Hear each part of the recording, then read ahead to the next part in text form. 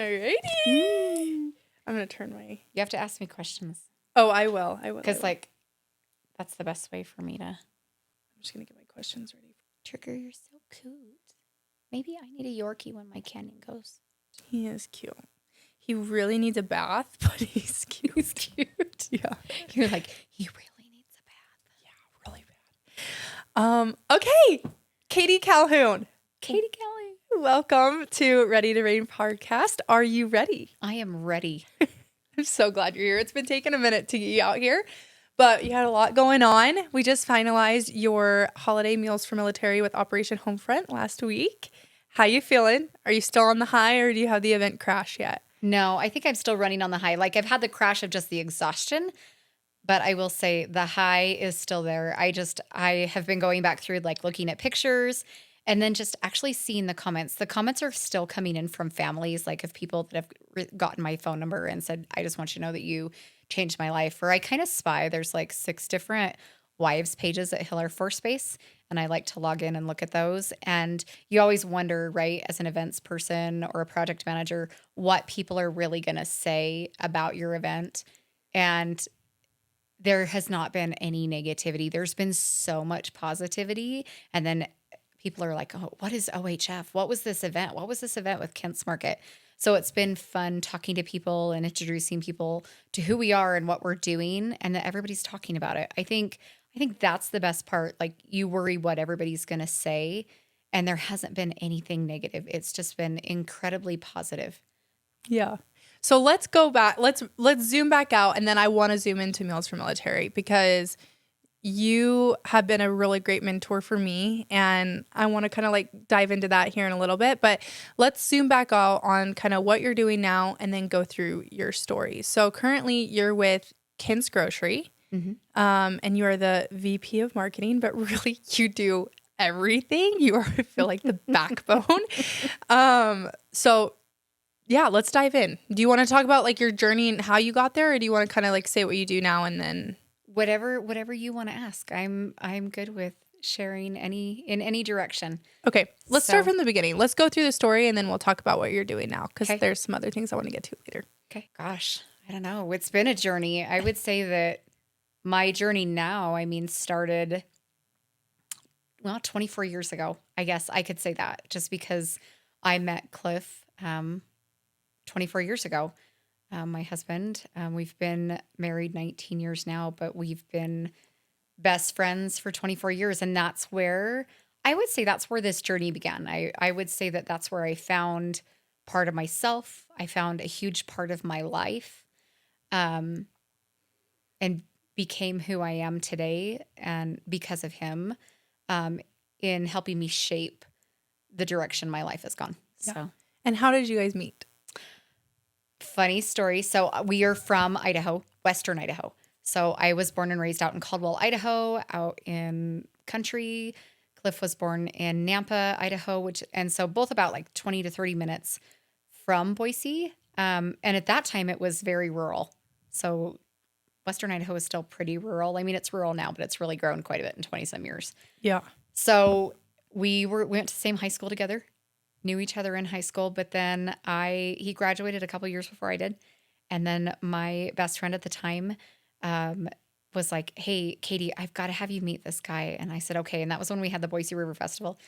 And I walked into Home Depot in Boise, Idaho, and met Cliff Calhoun, and my life changed.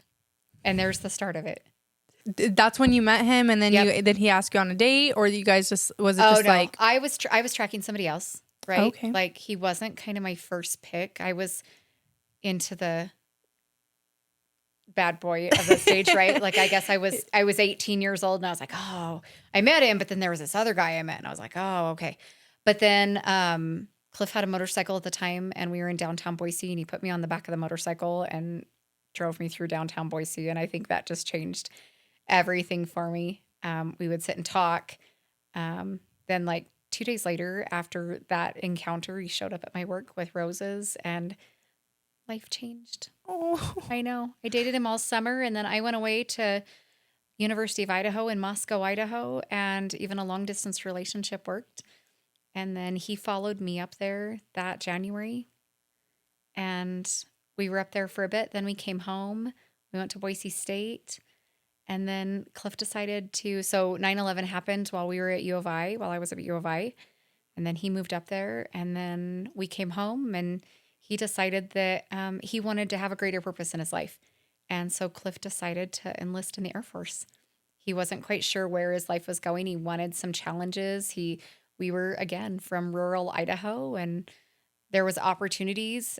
He wanted to step up and serve his country, but there was opportunities to be able to see the world a little bit and do more things. So he raised his right hand and he enlisted in the Air Force.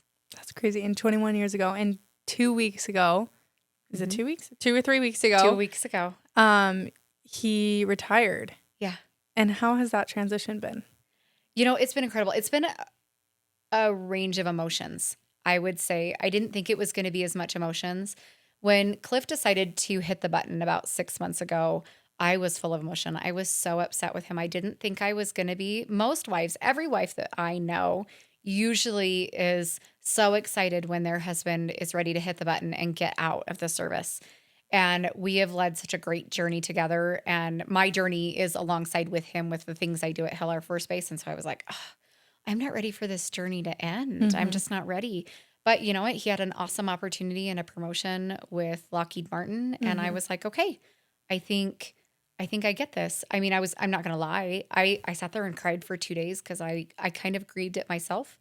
And then planning this retirement, like writing the programs and remembering all the pieces of our history, because you just don't think about it. Like I have to say, I was sharing this with somebody the other day. As a wife, you just move forward, right? Like every deployment, every TDY, every duty station change, everything from every journey from 21 and a half years, Mhm. you just keep moving forward. So you don't always remember all the pieces and the history that goes back to it. And not only, I would say the last month and a half, because I really started writing the program and I was writing change of duty stations and like what war did he serve in and the wars and the different things that he did. And then I would sit back and I would think about that time and then I'd have a rush of emotions about where our life was at that time.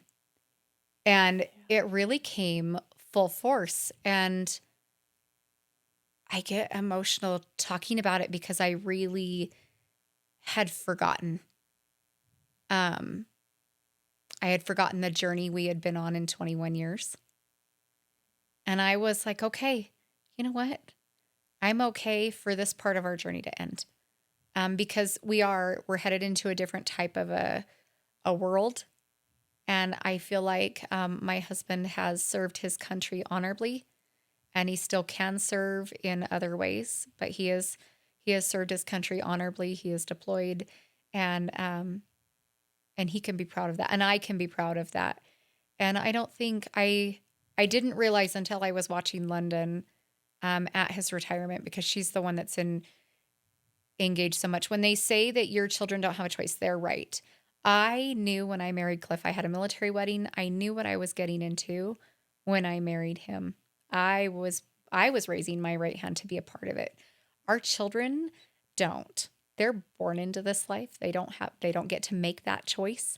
They get thrust into it and whatever is thrown at them. And I would say that my London has experienced a lot. And when her dad was talking to her at his retirement and the emotions on her face because she hasn't really shared those emotions and seen the emotions, I realized at that point that okay, I think my kids are done too. I think my kids have had resilience and grace and it's okay to be done Yeah. because it's hard. My London has encountered a lot and if I can not have her go through more hard times through that piece, I'm okay with that. He's been out for 3 weeks. Has a lot changed? Or do you feel like you're still kind of like in a weird transition where it's still kind of too soon to set into normal? I think it's kind of too soon. Like he works at Lockheed Martin, so he's got a full time. It's not like he went straight from the service. Because so what we did was for 8 years we served active duty, and then that's what got us stationed here at Hill Air Force Base. And then from there, we became a traditional reservist. So we didn't want to move anymore. Um, I wanted to have a career, and I loved the fact that Cliff gave me that opportunity to be able to have a career, because unfortunately military spouses don't usually have an opportunity to have a career, because we move all the time. I Mm-hmm. struggled with that in the very beginning, because we were moving and nobody wants to hire somebody that is going to move every 2 to 3 years. Yeah. And so I think Cliff was looking at me on the fact where I was struggling myself, finding a sense of purpose, where I wanted to feel like I gave something to the marriage, right? Like, and so it was great for him to say, okay, you know what? I still want to be in the military. I'm going to be in the reserves. And then you can have your purpose. You can see where life takes you, and then where life was going to take him. Did I think that the reserves was going to be as hard as it was? No, I didn't. I mean, Cliff deployed and has done several TDYs more in the reserves than he ever did active duty, just because more of it's a volunteer basis. So I think, So, sorry, just to yeah, break in. So, I feel like I know a lot because I've been in the military scene for the last like 4 years. Can you break that down for somebody who's not military, don't understand like what a reserve is versus what is active duty versus what is like anything else? Can you just kind of like briefly cover that cover real that. fast? Yeah. I mean, from the best way that I can explain it. So active duty, you're full-time active duty military.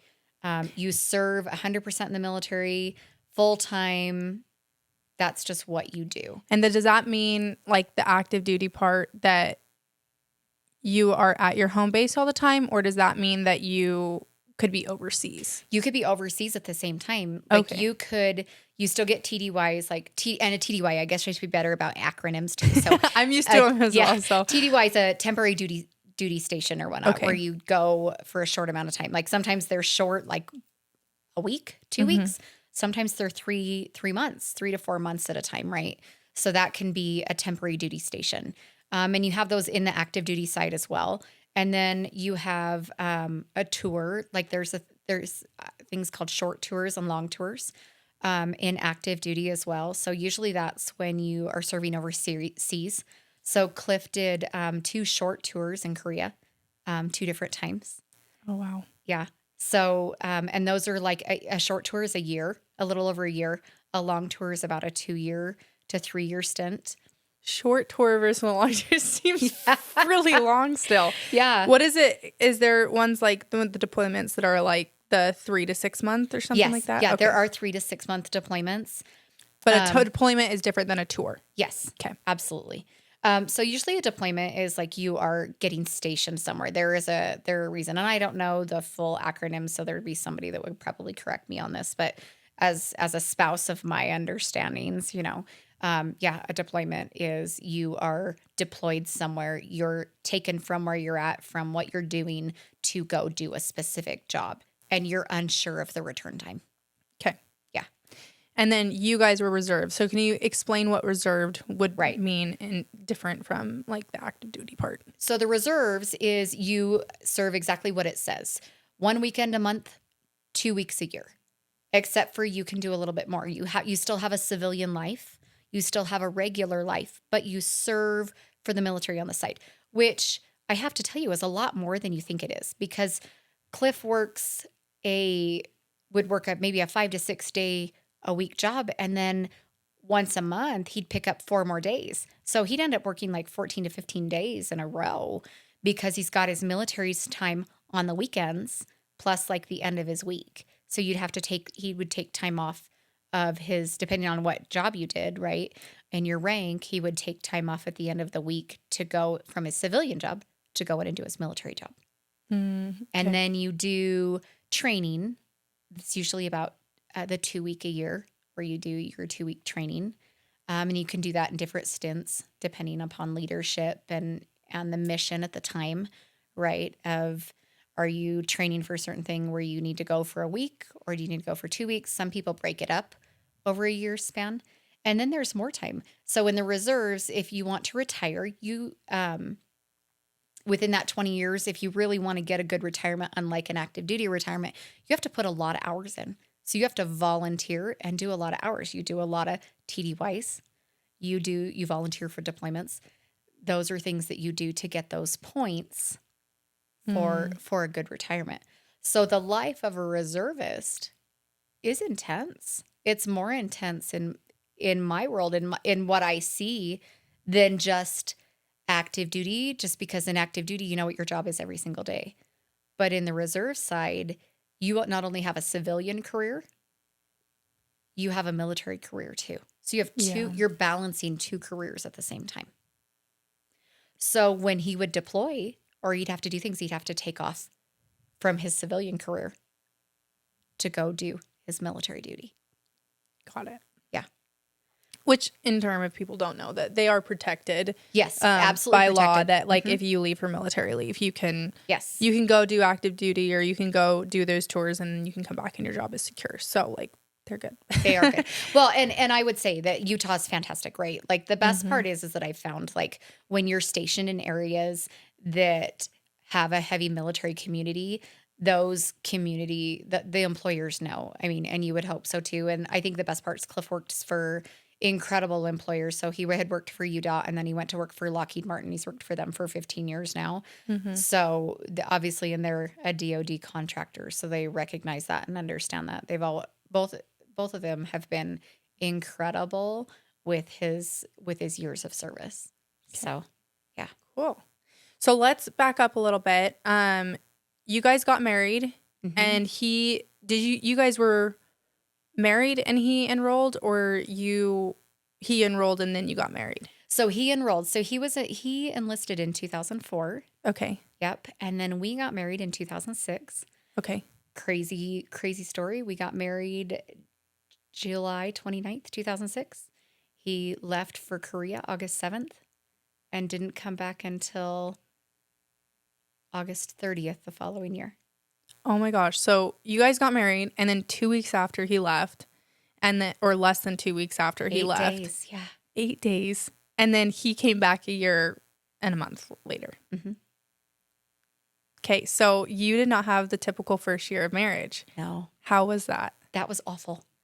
Okay. Explain why was, I could imagine why, like, obviously. Well, I have a lot of regrets now. So I wish I would have gone with him to Korea. At that time, I was terrified. I'm like, I'm not going to Korea. Like everything that you knew based on the media, I was like, I can't pack up and move my life to Korea. Now I wish I would have, because it would have been an adventure. I'll tell you, that year, like they always say, your first year of marriage is like a trial, right? Boy, that was a trial, because I was in the States. He was in Korea. At that time, like he got rid of his cell phone, because cell phones had only been around for a few years. The way to communicate with him was through Skype. And that was the best way. Yeah, exactly. Throw it back to how it communicated. I think that was the best part, as I look back and I look at all the pieces of where technology's come and our levels of communication. Like he would call me on the phone every once in a while, but it had to be at a time where it worked. So usually it was Skype. So I had moved my computer into my room and always had my computer on so that he could call me and wake me up in the middle of the night so we could talk. And I think we talked sometimes maybe once a week is the only time we talked.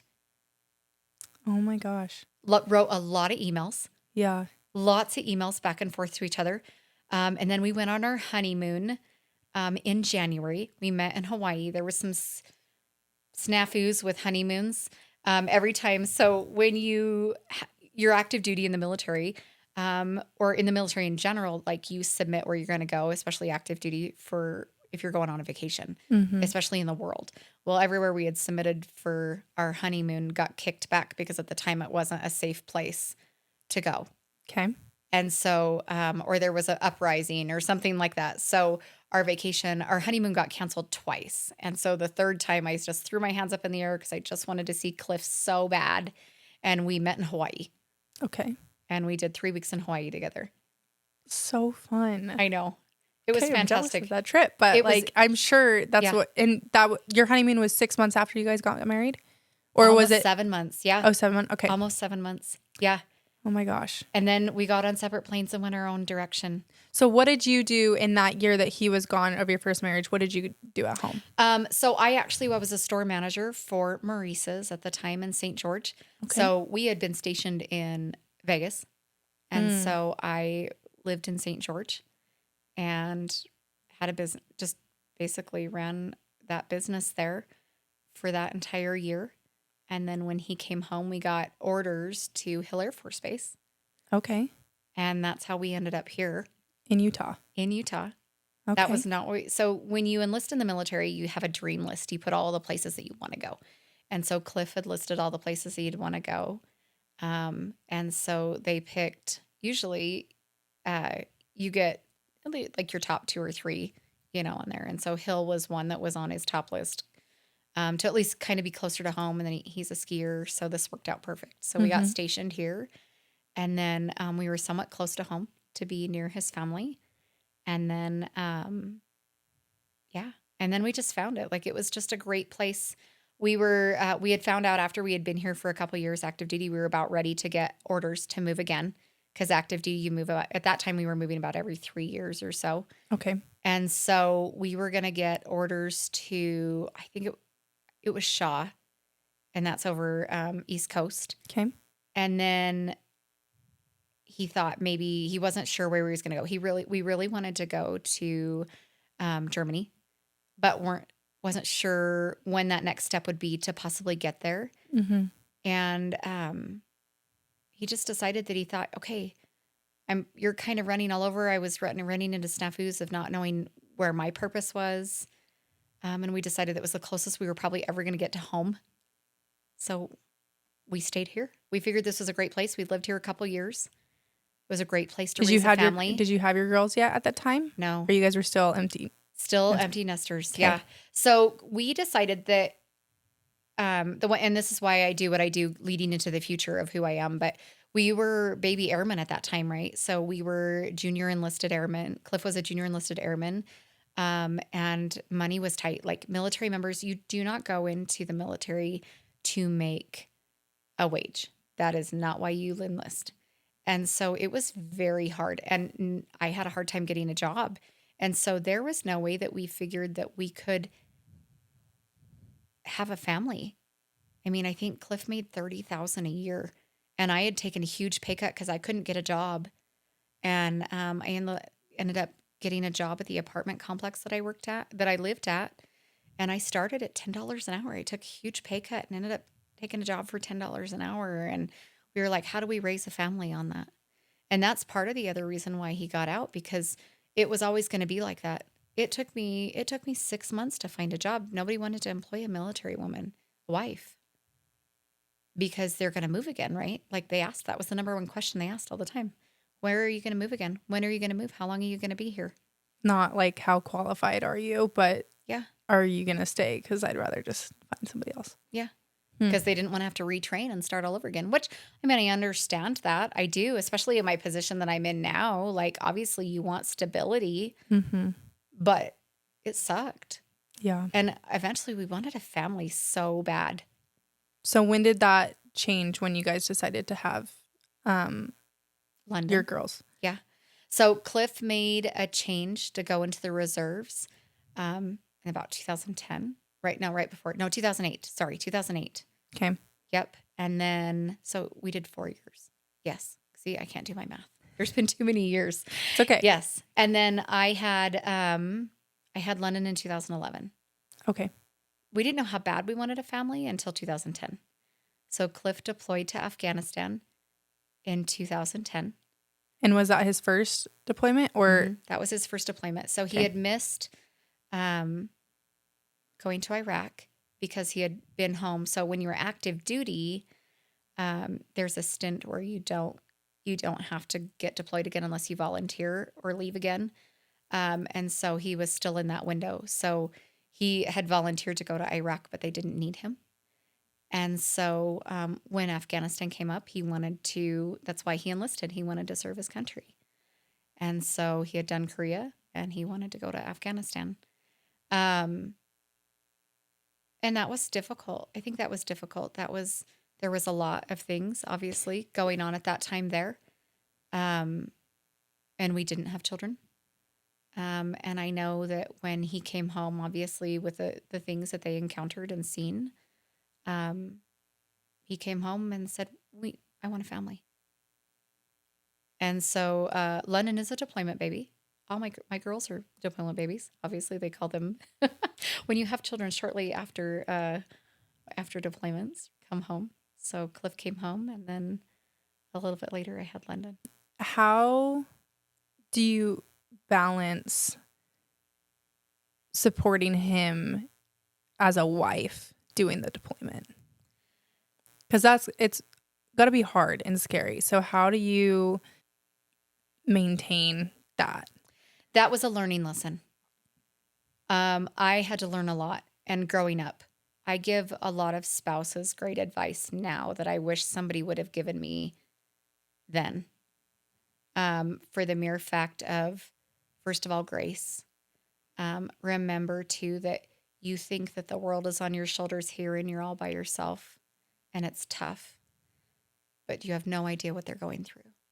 And putting the stress on them of what you're feeling here does not help them serve the mission that they have over there. It's unfortunate. Like, I don't know what it is, but every military spouse will tell you it's the deployment curse. Nothing goes right during a deployment ever. There's always broken pipes. There's always broken appliances. There's always something. It just happens. And in the moment you feel alone, you're by yourself. And you just want to scream. And when you find out they're having a good time over there, maybe they've had a good time. Maybe they had a beer and they just needed to laugh. And they don't want to tell you all the crap that they're gone through or what they've seen. And then you take it out on them. You're frustrated because they're laughing and having a good time and your water heater just blew in the basement. So I think grace is the biggest thing I can tell wives. And just remember that they don't want to tell you what they're going through because it makes your mind wander just as much, right? Like, you don't want to tell them because you want to keep them going on the mission side. They don't want to tell you because at the same time, they're hoping that you're doing your mission over here, right? Like if you're raising a family, or just trying to keep going. I mean, I think that's the biggest thing is just keeping going. I mean, so he came back in 2010. I had London in August of 2011. And then 4 weeks later, he took another tour to Korea. And I raised London. She was only 4 weeks old. Oh my gosh. Yeah. And I raised London by myself for about 4 months. Yeah, she was 4 months old when he came home. 4.5 months. Yeah, for 5 months. So I raised her for 4 months by myself. And that was a whole new adventure. I remember the night before he left, I was so stressed out and I was still coming off a postpartum. Again, we have no family here. So when we got out, we stayed with no family. Our friends are our family, is what we found. We have a circle, and we found them here. But I will say I have the best mother-in-law in the whole world. My mother and father-in-law were incredible. When Lennon was born, they were down here every single month and gave me the best support I could have ever needed or wanted in my life. But I remember looking at Cliff at 2 o'clock in the morning, and I had to take him to the base at 6 a.m. And I said, nope, you're taking her with you. I can't do this. I don't want to do this. I can't do this by myself. And he's like, no, you have to. And I'm like, no, I can't. Like it was that postpartum, like still that stress, right? Like of all the emotions. And I'm like trying to figure out, how am I going to do this? Yeah. How am I going to do this? And then, I don't know, it was the grace of God, I think, in the middle of the night that just said, you can do this. You can do this. And I'll tell you, it was hard. Oh, it was so hard. Yeah. And all those emotions come back because they're more raw now than they were for a long time. Mm-hmm. Just because of rethinking about everything in the last few weeks. But that one was hard. Like Cliff missed her first Halloween. I'll never forget his birthday. I found a picture when I was going through memories of she was so tiny and it was his birthday. And we were sending him pictures, wishing him happy birthday, you know. And the poor guy, I mean, he left a brand new baby. Everything he ever wanted was a family, and she was 4 weeks old. And so I was being selfish, right? I'm like, I don't want her. And he was getting on an airplane and leaving halfway around the world. And so I think that was one of the first of many pieces to the puzzle and learning and growing moments for us. When did you decide to become a key spouse? Because I feel like that is one of a really big impact that you have. Explain what a key spouse is, and then why you decided to join that community. So a key spouse, they've changed the name now, but at the time it was called the Key Spouse Program. And it was spouses, and they are different names within different branches in the military, right? So it's in the Air Force, it was Key Spouse. And it was spouses that came together, or partners, or, you know, boyfriends, girlfriends, mothers, fathers that came together that supported each other through deployments. That was the biggest part of it, where you would rely on each other to help families through. It was a chain of community of people to talk to. That when you felt alone, there was somebody always checking in. And I got into it about 15 years ago, just because I had a moment where I had a military member that was their job. They were to call and check on the spouses. And I remember it was like 9:00 at night, and they were just doing their job, and I had a weak moment, and I just vented. And then Cliff came home, and that member, it was a joke. It was a joke within the group or whatnot that, oh, Mrs. Calhoun lost her crap on us. And I was young at that time. I didn't have any children, but I needed somebody to talk to, and I thought it was a safe space, and it wasn't a safe space.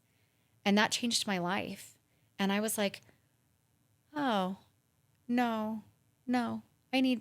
Everybody needs a safe space. Everybody needs somebody to talk to, that they can talk to, and we get it, right? Like, and that's where it started for me. And I think that some of my long-term girlfriends, we were key spouses together, especially during the hard times, during Afghanistan times and Iraq. Like those were the hard times. And so we formed a bond to support each other, that we could talk to each other about anything. And like when you have a baby that has an earache at 1:00 in the morning, there's nobody to talk to, and you haven't slept all night, and you're all by yourself, and there's nobody you can hand the baby off to, right? Or you've had a long day at work, and then you got to come home and make dinner, and you're all by yourself, and kids in bath time, and something goes wrong, and when you should have a partner there, but your partner's not there, and you are frustrated, and you've got nobody to talk to because somebody doesn't get it. Because most people say, oh, tough it up, buttercup. Mm-hmm. Well, it's a different Especially world. if you're not living in that situation. Right. Like you can always sit there and be like, oh, well, just suck it up. And you're like, Yeah. okay, but you're not living this right now. Well, and at that time too, like you've got the media and everything on the news. I mean, all you see is this bombing here, caskets with American flags on them, right? And you're just praying to God that no one you know ever comes home in one. Yeah. And so I think that's where my why became. That's where I really started to engage, is that I never wanted anybody to feel that they didn't have somebody to talk to, or could be that mediator. Yeah. And that's where it changed it. That was everything for me. And then it's just grown. Yeah. So when did you transfer and get into Kent's? So I started with Kent's about 5 years ago. Oh, okay. So I did, I've kind of had some job changes. Like I don't change jobs. I should clarify that. I'm a long-term person. So, when we were in the military, when we were active duty, and before that, my very first career was a store manager with Maurice's. I had worked my way up since 16 years old until I was 23 years old. Mm-hmm. And then, we were stationed up here. I entered into the apartment world. And then I did the apartment industry for, I think, let's see, I don't know, like 13 years, 14 years. Okay. And then I needed a change. I needed something that was feasible for my family. My husband was deploying, and property management. I worked my way up through property management until I became a regional manager, and the stress level of that, along with a husband that was deploying, it was a hard. It was a hard. It was hard to carry, Yeah. and I often put my family aside, and I needed to pick something that put my family first. And so I had an opportunity to learn the grocery world. And it's funny because I grew up on a farm, right? I grew up in the country. So I felt like I was going back to my roots just a little bit. And it was incredible. I met John Fossen, and he took a chance on me.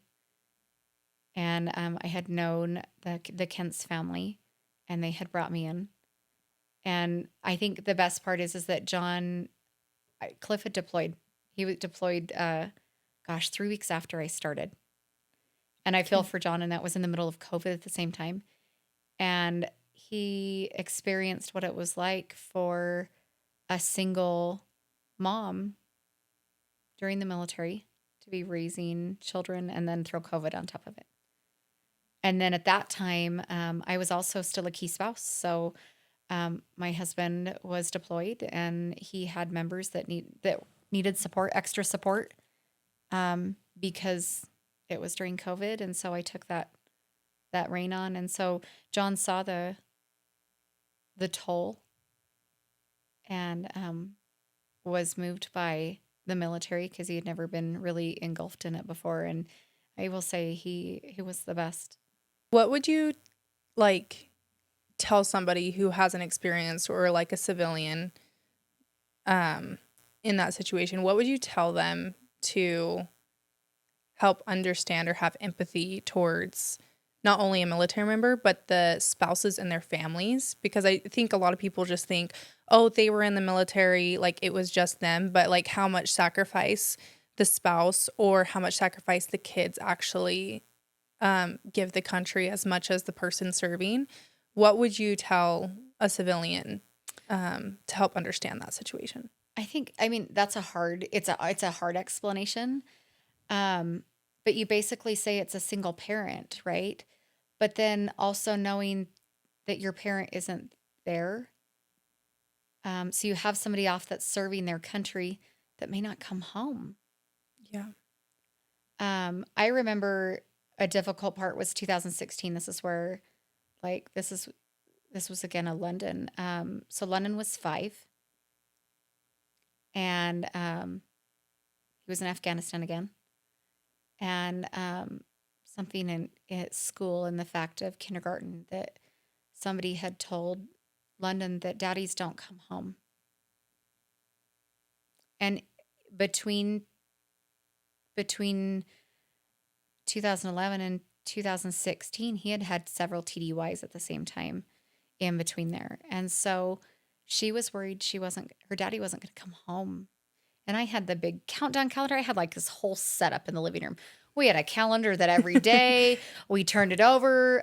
We had Hershey Kisses every night. There was a kiss from daddy, like all those things. But again, not really. It's even at that time, I mean, 2016, so it's 2025 now, like 9 years ago, Yep. 10 years ago, right?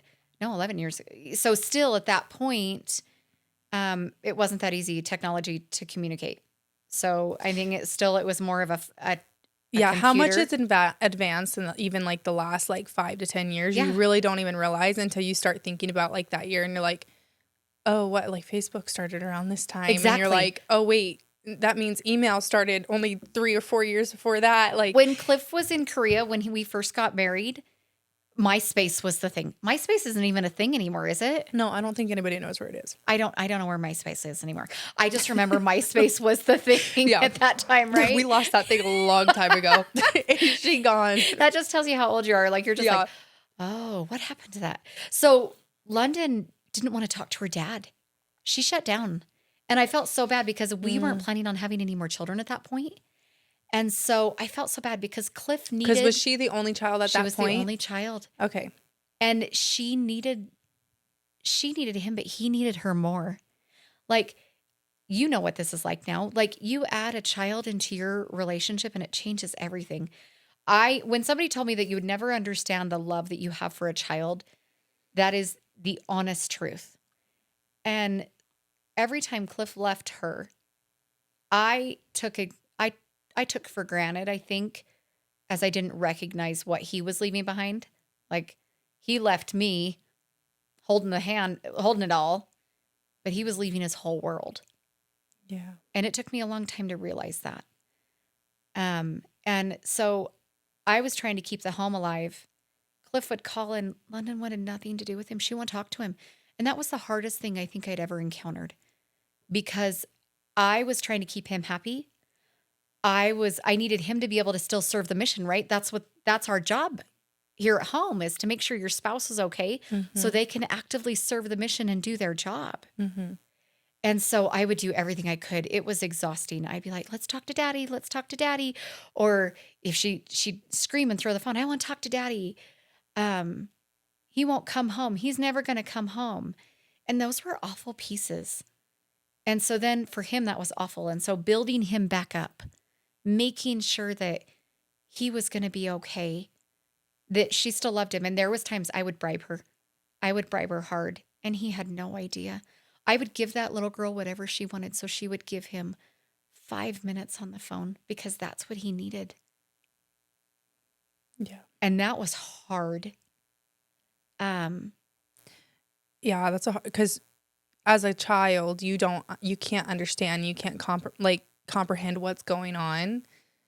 And I've said that I've talked about this in a couple other podcasts is like, until you get to like my age where you're starting to have babies, you don't realize that your parents were growing up just as much as you were. I don't know. It's such and again, like I said, I really haven't thought about this until about a month and a half ago. Like these are all memories you tuck and roll on, right? You just tuck and roll. You just move forward. So it's so interesting to rethink, to bring it back up again and rethink about it. Mm-hmm. Because the last time you thought about it, you were going through the motions, and now you have a different perspective on it. Absolutely. So at that time, London was having a hard. How did it change? Like, how did you help her change, or was it just time, or was having another child helpful in that transition? It was time. When Cliff came home from Afghanistan, that was our 10-year. We'd been married 10 years at that point. And that was the hardest year of our marriage. He was so focused on getting his little girl back that we forgot about ourselves. Mm. But Cliff had I would say some PTSD and some anger issues. And so we had to work through those. We had some trials through those. But it was about, I was willing to put a lot of that, everything to the side because again, it was more important to me that he got his little girl back. Yeah. And so that was that. And then we had Sydney 2 years later. So she was our little oops, the best oops I could have ever had. And she's so cute. And she is spicy. But like she's her mama. Yeah, she's the best little oops we could have ever had. And she completed our family. She truly did. And then, Cliff left again in 2020 and she was a little over one and a half. Mm-hmm. London was, about 9. And I thought, oh, I've encountered all the ages, right? I did 4 weeks. I did 2. I did 5. I was like, oh, I can do this. With London, you did all of the deployment ages, but now you have 2. Now I have 2. So it's the first time deploying when the youngest is 1.5 and the oldest is, I think she was about 9 at that point. 9. Okay. You're smiling. And I was like, oh, I can do this. No, I did do it, but man, was it hard. I just didn't think it was going to be hard. It was hard. Well, okay, it was COVID at the same time. So that was the unfortunate part because I had the best mother-in-law in the world. My mom, she was here all the time. I will tell you, I could not have done the last 21 and a half years without her.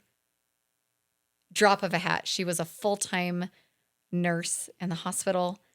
And until she retired just recently, she retired around COVID time. Didn't matter. If she would leave the hospital, get off work at night, go home and sleep for a couple hours, get in the car and drive down to be with me. I could not have done life the last 21 and a half years without her. I owe so much to her because she was there. She was the shoulder to cry on, the I don't know what to do, mom, or the overreacting because of the earaches or the, all the aches and pains, or work was hard, and having a baby on top of it. So I owe so much to her, and she couldn't come down because it was COVID. Because she was working more in the hospital, or you said she she had just retired. retired. She had just retired, and so she But was then ready to those come down. restrictions. Yep. Okay. So Cliff knew he was leaving, and she was ready to come down. She was so excited. She was going to stay down here a lot and help. And then COVID happened. And that changed everything because at the time, that was brand new and the world didn't know what it was doing. No one knew what was Nobody going on. knew what was going on, We right? look back on it, and I feel like we look back on it and are like, oh, yeah, we could do that again. Like, right? Do it again. No traffic on the road. Sold. I will Sold, have no traffic. absolutely. But like in the moment, it was terrifying because you didn't know what was going on. Right. It was like a movie. It was so weird. I would have never thought that we would have lived through in our timeline of that, something like that, right? Mm-hmm. And we raised children. I raised children through it. So I think that was different. That was definitely a different experience. What doesn't kill us makes us stronger, which is 100% true to that story. Mm-hmm. Made my relationship stronger with my children. And form a different bond with my children. Again, it was interesting. Sydney's reaction to her dad being gone. London was getting used to it. London was trying to be supportive of Sydney because Sydney didn't understand. Now, at that point, by the time I had Sydney, we had FaceTime and phones. And Daddy was able to talk through FaceTime at that point. And so that was there was different technology for every one of these, right? So Sydney was able to talk to Daddy, but she didn't understand why Daddy was in the phone and he wasn't coming home. And you said, sorry, Sydney was 1.5 to 2. Okay. Yep. Yeah. So Daddy wasn't coming through he wasn't coming home, but she could talk to him so that was a lot easier for her. And I think that was easier for her than it was for London through her years because at least she could see it. Like she felt like there was that more one-on-one connection. Yeah. Mm-hmm. But she struggled in itself because he didn't come through it was a different age. Yeah. Right. So that 1.5, 2, I mean, you see it with Legend right now, like that engagement piece, you remove them from that and they can't handle it. Like even just being through the phone for very long. Yeah. Like it's crazy because he knows when I FaceTime people and he hears the FaceTime ring and he comes over the phone like, who's it going to be?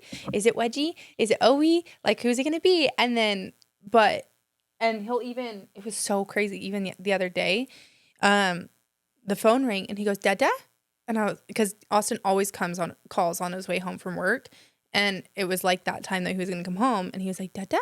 And then he heard his voice on the phone. It's like, Dada, Dada. Like he knew it was Austin on the phone, but we weren't FaceTiming. But I've told Austin, I'm like, if you have to come home late from work, I will push his bedtime to make sure that he sees you every single day. Like I don't ever want him to go to sleep and not, because usually Austin leaves before he like wakes up. So I'm like, I don't want him to go to bed without seeing you because I don't want him to like know that the phone is dad or whatever, which I don't even know why I'm talking about this because what you went through was so much harder. No, but it's parenting as a whole, right? There's so many pieces and challenges and different pieces to it. And still that relating, like I think that's the one piece about understanding, like if you take a second back and you say, okay, how do I relate? Okay, I understand how Legend like wants to have that connection to his parent. That's what Sydney wanted, except for she didn't understand. It was like, and she really didn't get it. We didn't have any struggles until about week 2. It was about week 2 when he wasn't coming through the phone, right? Like there was no hugs, no cuddles, no. Yeah, because anything past like under week 2, it's like, oh, he's just on vacation. Like, oh, I'll call him later or whatever. But, and how long was he gone for? He was gone for 5 months. Okay. So Daddy didn't come home. And so when Daddy came home, I was so excited. So COVID gave all these weird restrictions, right? So I had the best girlfriends We did a big surprise. Brittany was awesome. So she came over and helped me get the girls ready, and they were inside the house, and I wouldn't let them go outside. And I had my neighbors are incredible, and they lined the house with all American flags. I put a big banner up that said "Welcome Home, Daddy." Then I had girlfriends in the yard that had supported me through his deployment. So I went and got him because it was usually when we have welcome homes, like you get to take your family up there, you get to hold signs, You probably get to go to the base, and like welcome everybody them gives home. hugs. Yeah. Yeah. It's a big party. It's a welcome home. You get to Yeah. run up and hug him. When I went to get him, I was in a square in a mask. And he was walking to us, and they were spaced out, and you didn't get to You couldn't run leave and your hug. square. You couldn't leave your square. And you couldn't Yeah. engage, and you couldn't love, and I couldn't even kiss on my husband until I got into a car. That's so crazy. Right. So I think that was the craziest piece about the whole thing. Like, so it was a whole different. So when we got home, the girls had no idea. So I put him in the front yard, and then I called Brittany and I said, take him out front, open the door, tell him there's a surprise in the front yard. And I was recording, and it was the most incredible. I have to, I don't think I've ever shown you. So I have to show you. It was the most incredible moment. And London was so excited. She runs down the stairs. I thought she was going to push her sister out of the way, like Sydney was too, and running, but unstable, right? Yeah. And then Sydney's like, Daddy, there's this cute voice. And she's just running to her dad. And I'm sobbing because his whole world, he's back to his whole world, right? Yeah. Their whole world is back home. But again, a different piece, right? And so I think about all those, and I'm like, I don't know if God bless everybody that I'm okay with being done, not doing that anymore. I'm okay as I looked back and watched those videos. I'm okay with no more of those for right now. Yeah. Yeah. I'm okay with it. But you're still very involved. Yes. So I can't retire. I told Cliff, I said, when he pushed the button, I said, I think that was why I was so emotional. I'm like, does that mean I have to retire? no. He's like, he says, well, don't you want, no. He's like, okay. If anything, Katie came back stronger. I'm like, I'm not, everybody's like, are you quitting? Are you quitting? Are you leaving us? And I'm like, no, you've got me until you fire me. Yeah. I can't. I love the military life so much. I love the people I serve. I serve because of my husband, because of his service, and for every man and woman that wears the uniform. I feel like, I mean, so many people feel that way. And like, not everybody. I want to say we all should, right? Mm-hmm. Like, be so proud of the men and women in uniform. We have the freedoms that we have because of them. But I am gracious. I truly recognize, and I think it's through my husband's years of service and what he's been through and seen, along with so many of our friends and family of what they've seen. I have my best friend in Texas, her and her husband have served. Her husband was Army medic and lost dear friends in Iraq. And I just see what our families have endured, and I do it for them. Because, again, we have our freedoms because of all of them. And I want to give back. I want to be the shoulder that a spouse always has, that always has somebody to talk to. I want to make sure that nobody struggles. Our military members, unfortunately, again, don't go into the military for a paycheck. And so depending on where they're stationed, that pay grade is unfortunate. And so I want to make sure that they never have to worry about not being able to feed themselves. I know that when Cliff and I were junior enlisted, when he was junior enlisted, we ate a lot of ramen and a lot of mac and cheese. And I clipped a lot of coupons. And I want to make sure that everybody has what they need, you know? I want to give back. The biggest thing is wrapping my arms around them and saying thank you, because I get it. I get the hard parts. Mm-hmm. I get the struggles, and I just want them to know that they're loved. They're so loved, because we've all gone in at different points, right? From the mom that drove through last Saturday that her husband's only been in for 5 years. And I look at where I was when we were 5 years in. And I wish that somebody would have wrapped their arms around me and said, I got you. And that's all I want. I want them to know that there's a community here that says, I got you.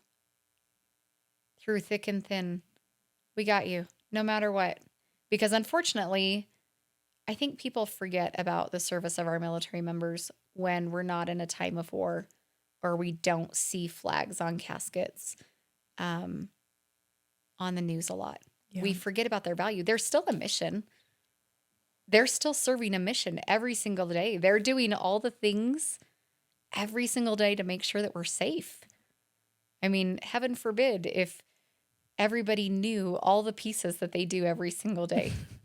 I mean, I'm so gracious just for the little tidbits that I do see them on their preparation on a regular basis. I'm so grateful. Yeah. I'm so grateful every single day that if anything happens, guess what? They're ready. They're ready for us. They're going to take care of us. And so I feel like that's the least I can do is help them. And I'm gracious again to work for an incredible organization that feels the very same way. Ken's Market loves its military members. We love it because, our stores the Hill Air Force Base is nestled into the communities, right?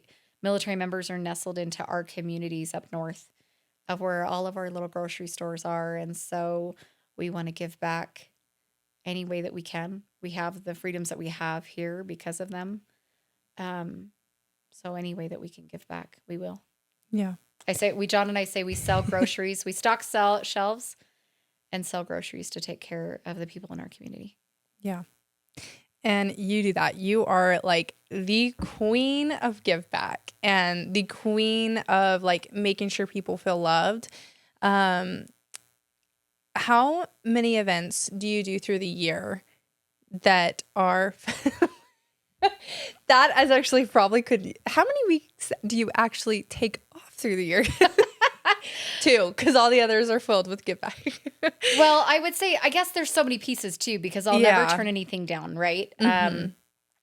So I'm a part of several different organizations. Mm-hmm. So, I mean, not only do I work for Ken's Market, I am the lead volunteer for Operation Homefront in the state of Utah. I also serve on their regional council as a representative to help advocate and help build up the awareness of military families within the nation of people, and then I also sit on the board of directors for the Major Brent Taylor Foundation.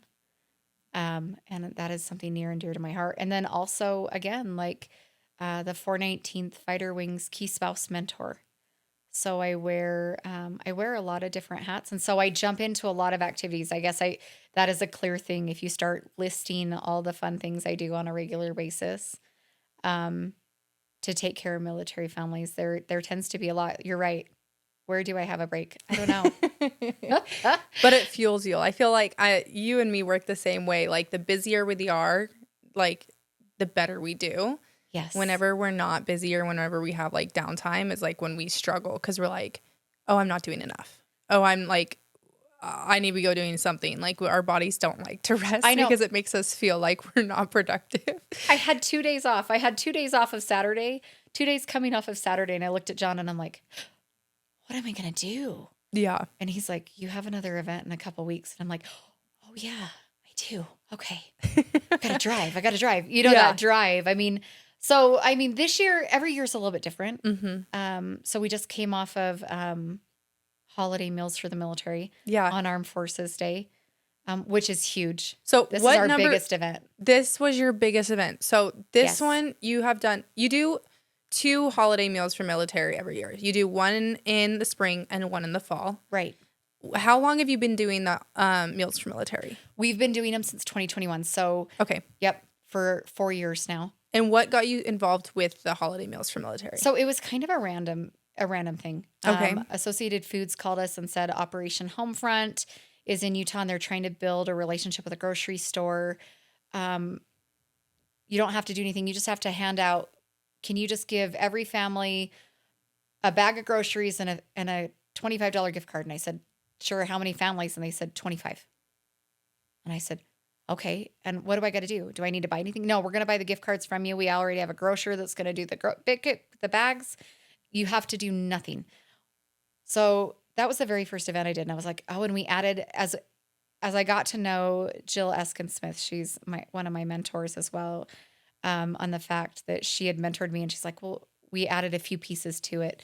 And she came out, she's like, it's not a big thing. And I'm like, okay. So John and I did it. And we were like, That is the worst thing that you can tell Katie Calhoun. it's not big. It's not supposed to be big. Right. So John and I did it, and we were driving families through. You're like, I can make this bigger.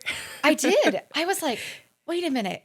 One bag of groceries. Like, this is really not enough. This isn't enough. And no wonder, like, it was hard to get families to sign up at first because they were like, oh, yeah, I'm going to come for a $25 gift card and one bag of groceries. Mm-hmm. Yeah. So then that fall, so that was in the spring. And then Jill reached out to me and she's like, do you want to do it in the fall? Sure. I could do it in the fall. What can I do? And she's like, well, you're just going to do the same thing. Can I find a few more partners? Okay. Yeah. How? What are you doing? And I was like, I'll just find some grocery people. That's it. We'll find some grocery vendors, right? So we grabbed a couple grocery vendors and grew it. And then the next year I looked at Jill and I'm like, Jill, can I add more vendors? What do you mean? She's like, I don't know about this. And I said, just trust me. And so it grew. And John and I just looked at each other and we were like, we can do this. We can do more. And then we had to move it. We started it in Roy because it was our tiny parking lot. Mm-hmm. We can do 50, 100 families. Yeah, easy. Well, then John and I are like, let's do 200 families. Let's do 300 families. And now we're at 400 families. Now you're at 400 families. You're 400 doing at families. the Plain City location. Yes. Which is a huge parking lot. Yes. And you and me are sitting there over logistics for weeks, like trying to find the best routing map, whatever.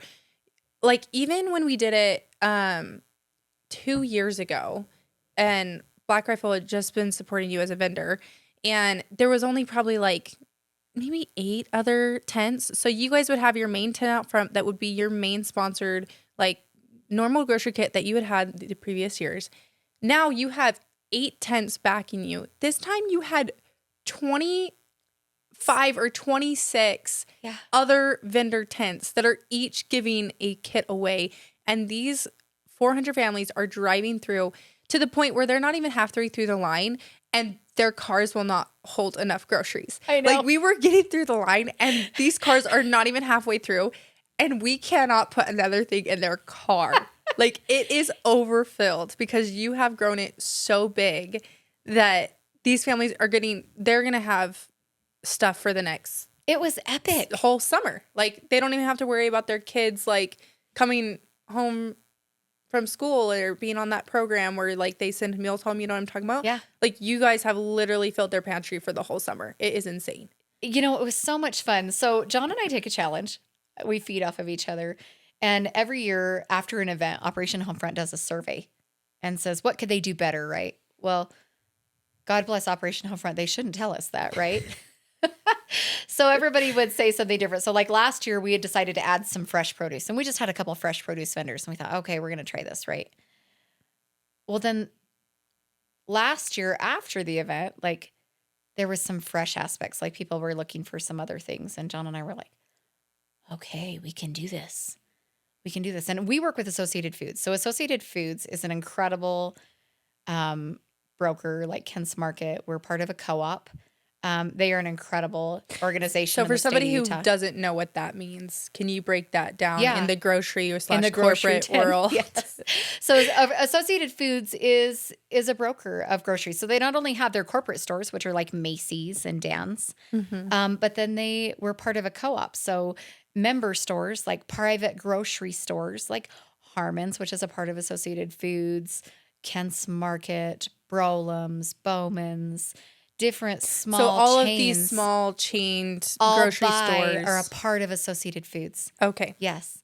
And so we have an incredible relationship with Associated Foods. I love those people. We call ourselves One Associated because we are one group of incredible grocers coming together to work together to better the communities and be a part of something incredible. And so Associated Foods helps us and we put the reach out. So John and I decided this year, back in December, we wrote this deck. I mean, after talking to you too, like actually we started at your event, right? We started these kits where we said, okay, let's build kits. That makes it a lot easier. So we built more kits and actually built a deck, and I sent it out to Associated Foods, and Associated Foods reached out to different vendors, and all these vendors started coming from everywhere and said, oh, I want to be a part of this kit. I'm going to donate this. I'm going to donate this.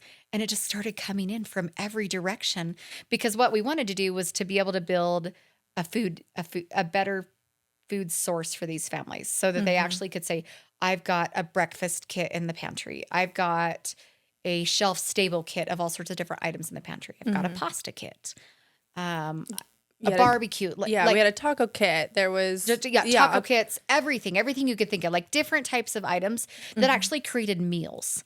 So again, it fit that more that meals aspect. And rather than just like random things that don't really work together, Right. or kind of like they feel like they're getting like the leftovers. Exactly. Like you've created these kits these families can then take and create these meals Right. in one piece, not just a bunch of random ingredients. Exactly. And then we added more fresh. Like, so we added more produce than we've ever had before, because that was Which a huge was kit. last year was your first produce. Yes. Okay. So we added more produce vendors this year. And then we wanted to try to add a fresh aspect. You know, we have our own refrigerated truck.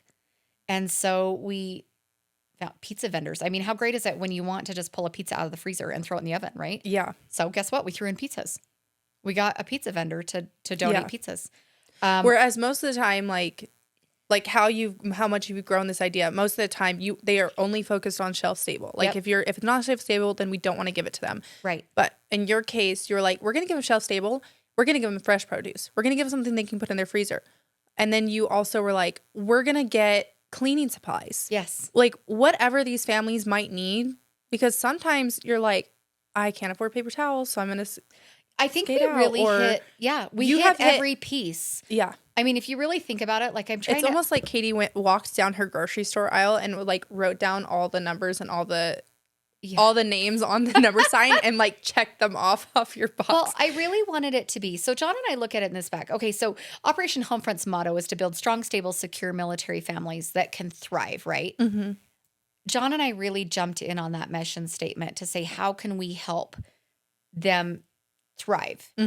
And so if we can take 1 month of groceries to offset, and they can take and be able to use that in a smart way to offset another bill, to put it in savings to help them save towards one other thing, how great would that be? I mean, I don't know about you, but I dread the Costco run, because it's never less than $300 for me. I'm not going to lie. I think in this last year, I've stopped going to Costco just for that reason. Right. Because it's so stressful to buy that much in bulk, especially when it's only us two in Legend. Right.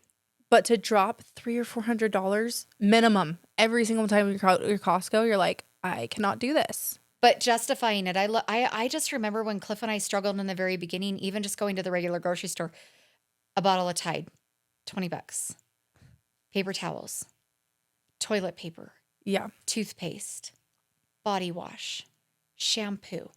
Like, you look at all of those things, and then now you add inflation on top of that. Okay, it's $100 to $150 for all of those things. So you have to pick and choose.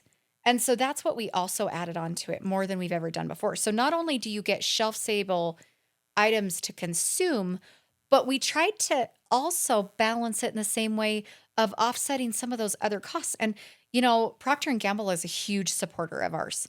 They've been a huge proponent and a supporter for years, and they actually are gracious. They don't just say, here's what you're going to get. They say, Katie, you play around with it. Here's the money you get per family.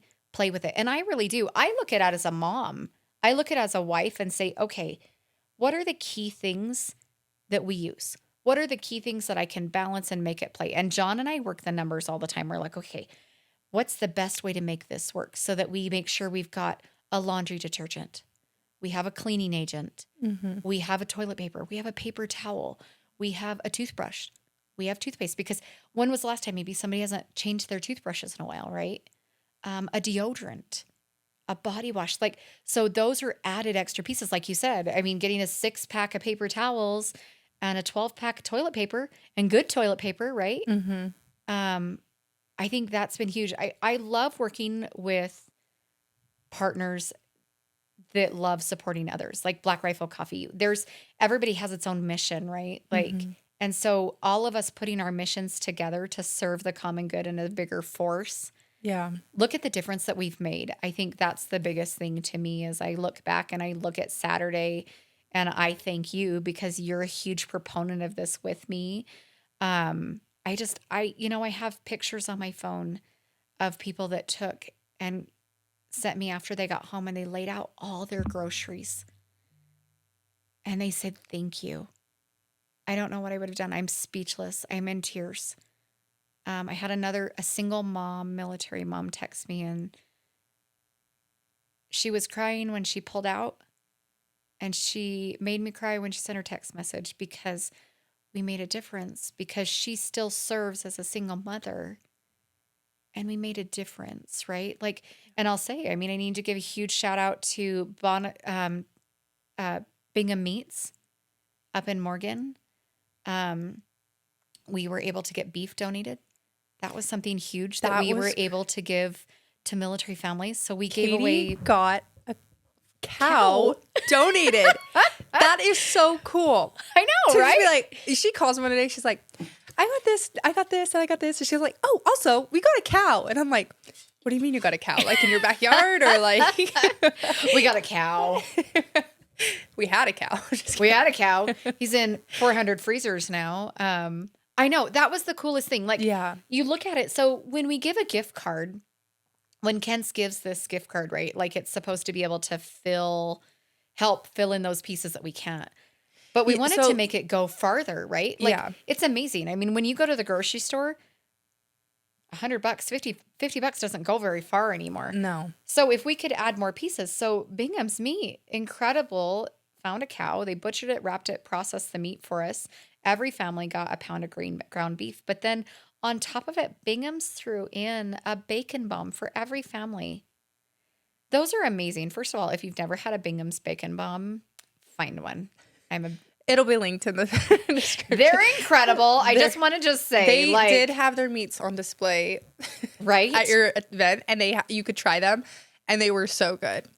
Incredible. It was really good. They were really good, and it's not something. So I think the one thing is too is that when you're on a fixed income on the military side, like you don't have opportunities to always be able to splurge. Mm-hmm. Those bombs run about $30 a bomb, and they're incredible, right? They're ground chicken and bacon and meat and yummies all tied in together depending on the kind. And they threw one in for every family times 400, right? Times 400 for each family. That was huge.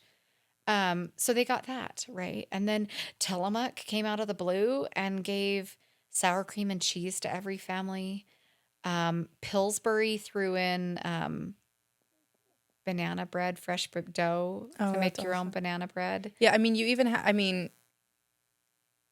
I think the coolest thing about it and what I love, and I say begged my way to do it, is the fact that it's like you're getting these partners involved because they want to give back, but also like you're getting the community involved. You had like probably 100 volunteers. Oh no! Or Are even you ready for this? No. Oh, are you ready for this? How many you are going to be blown away, right? Okay, I had 70 at my event in November. We printed And out. I thought that was a lot. We printed out 350 waivers and we went through them all. For volunteers? For volunteers. Holy. So at some point, and I didn't sign a waiver, so it was 301. 351. At some point in those 5 hours, and grant me that this is why we love having that many volunteers because it's such a big event and people come and go, right? We had 26 stations. You have cardboard. You have all the things that have to be done. Traffic. We had over 350 volunteers. That is crazy. But you know what? That is so cool because I think especially after COVID, people are craving the opportunity to give back. Yes. People are craving to be a part of a community. People are craving, like, that's why businesses that do give back, right, do so much better. And it's not for clout. It's not for like marketing. No. It's because you as an American should back by the dollar. Like you pick the businesses that you want to support by your money, but also like those companies create these communities that people are like dying to be a part of. And it's so cool to see you like put that into practice, because like 350 volunteers, No. that's almost more than the participation. Yes. And like when we did our event, we did 100 families. I was locked at 100 families. I could have done more. I'm going to You're do more. going to do more. I'm going to do a lot more. But Yes. because once you do it, it's addicting. Right? And Oh, it's yeah. so addicting once you get back.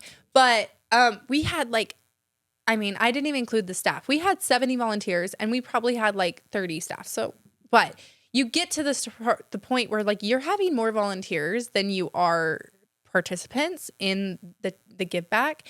But then it's like what you always say, how you're like, I don't care. I would rather have all the volunteers and you sit there and stand there and just say thank you and be support than for you to not go and not to be a part of it. So it's really interesting. You know, in the very beginning, everybody's like, oh, you can't have you can't have that many volunteers. You don't need people standing around. And I'm like, okay. So in the very beginning, like we limited volunteers, right? We would say, okay, no more. But then we started reading, John and I started reading all the comments. Again, all the feedback that comes back from all these families. And yeah, they loved everything we put in their cars. But the top feedback that we were getting back from these families was the sense of belonging, the sense of community, the love that they were getting. Again, because of recent, the love isn't there. You may give the love, but not everybody else. Like you and I may share the love and shout from the top of the hills. I do it. You and I do it regularly. How much we love our military. We say it within our organizations that we work for and we volunteer for, but not everybody says it.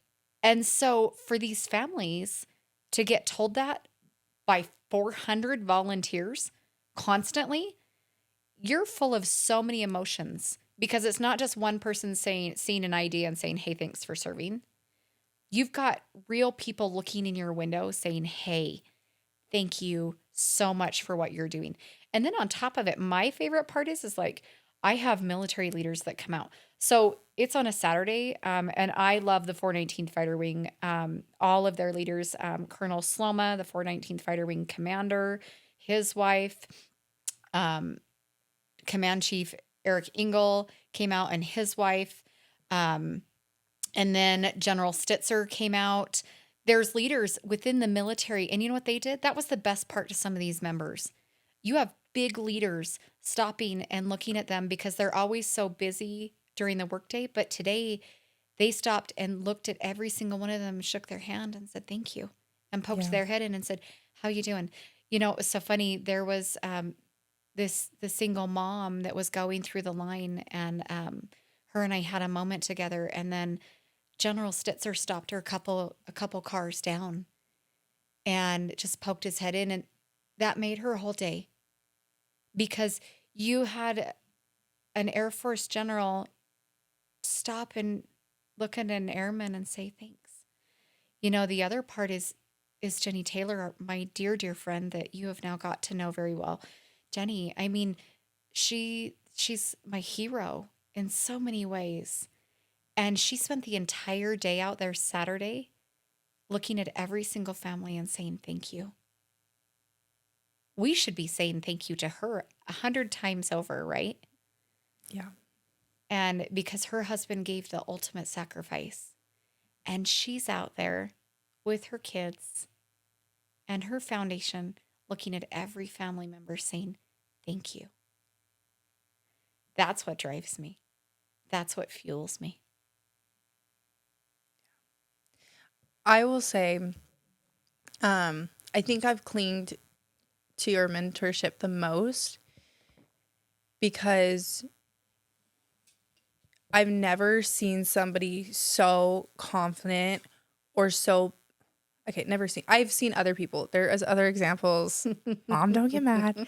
But what I'm saying is, like, I love the characteristic of, like, you are so confident and so bold and so, like, strong in your why, and the passion and how much it drives you is, like, so inspiring.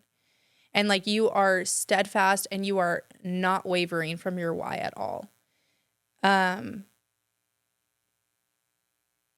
how long, because I feel like sometimes it's really hard to sit there and be like, well, what is my why? Or like, you don't even know what your why is.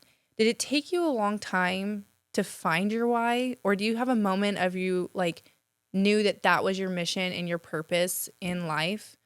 Or has it just kind of I, th- fallen into your lap? I think it's evolved. I would Okay. definitely say. I mean, being a key spouse started that. Mm-hmm. And then it evolved. I think Kent's Grocery helped me evolve that. I always wanted to find more ways to give back. Um, and I just didn't have the avenues. I think Kent's Grocery helped me with that. John Fawson helped me with that. And then going out there and sharing the story of military members and who they are and what they do for America and our country and our world, and being able to share their story. I think being able to I give so much to Operation Homefront and Jill and Kelly. Kelly's the regional director for the whole Region One, and then obviously Jill, she's on the senior leadership of Operation Homefront. Um, Learning the mission and having them support me in my why, sometimes it's hard. And so when you have people standing behind you saying, we're going to support you, run. And I've been able to run. And then in that midst of running, so many people have come from behind and said, I want to be a part of this. I want to do this with you. I mean, the relationship and the connections with you and Black Rifle Coffee, I think is huge. Um, the relationships with Jenny, I met Jenny 3 years ago. Um, I didn't realize it was like that soon. I thought you guys knew each other longer. well, so funny story. Jenny and our husbands deployed together. We were Mm. in the same, they were in the same airport together in January of 2016. Um, but a very different experience for me than for her. And a different outcome. And so I had known Jenny in a distance, but I hadn't formed a different, I have she's a dear, dear friend. And I think that's helped me to elevate me in a different way. I mean, in the fact that Gold Star families, that's a new piece of my life that I'm elevated to, that I've had a chance to share with you about. Like, I think that I've done a lot and continue to do a lot for America's current serving military members. But in the recent, since last year, I went back and I went to the, I made with the Major Brent Taylor Foundation, back to Georgia to the Global War on Terrorism Memorial. And we were able to take 24 heroes' families back there, 187 people, back to the rededication of this memorial. And it's the largest standing memorial in honor of fallen service members during the Global War on Terrorism, which is since 9/11. And there's 7,000 names on a wall there. And I will tell you, it's the most impactful recent piece of my life. I knew what I was always doing, right? I knew that I was helping families in so many different ways, but it was steadfast. It's something that I've done now for several years. And I was looking for another energize. I don't know why. I must be crazy, but I was looking for another piece. Well, it's like you say, you like evolve, right? You've done the Meals for Military for the last, how many years?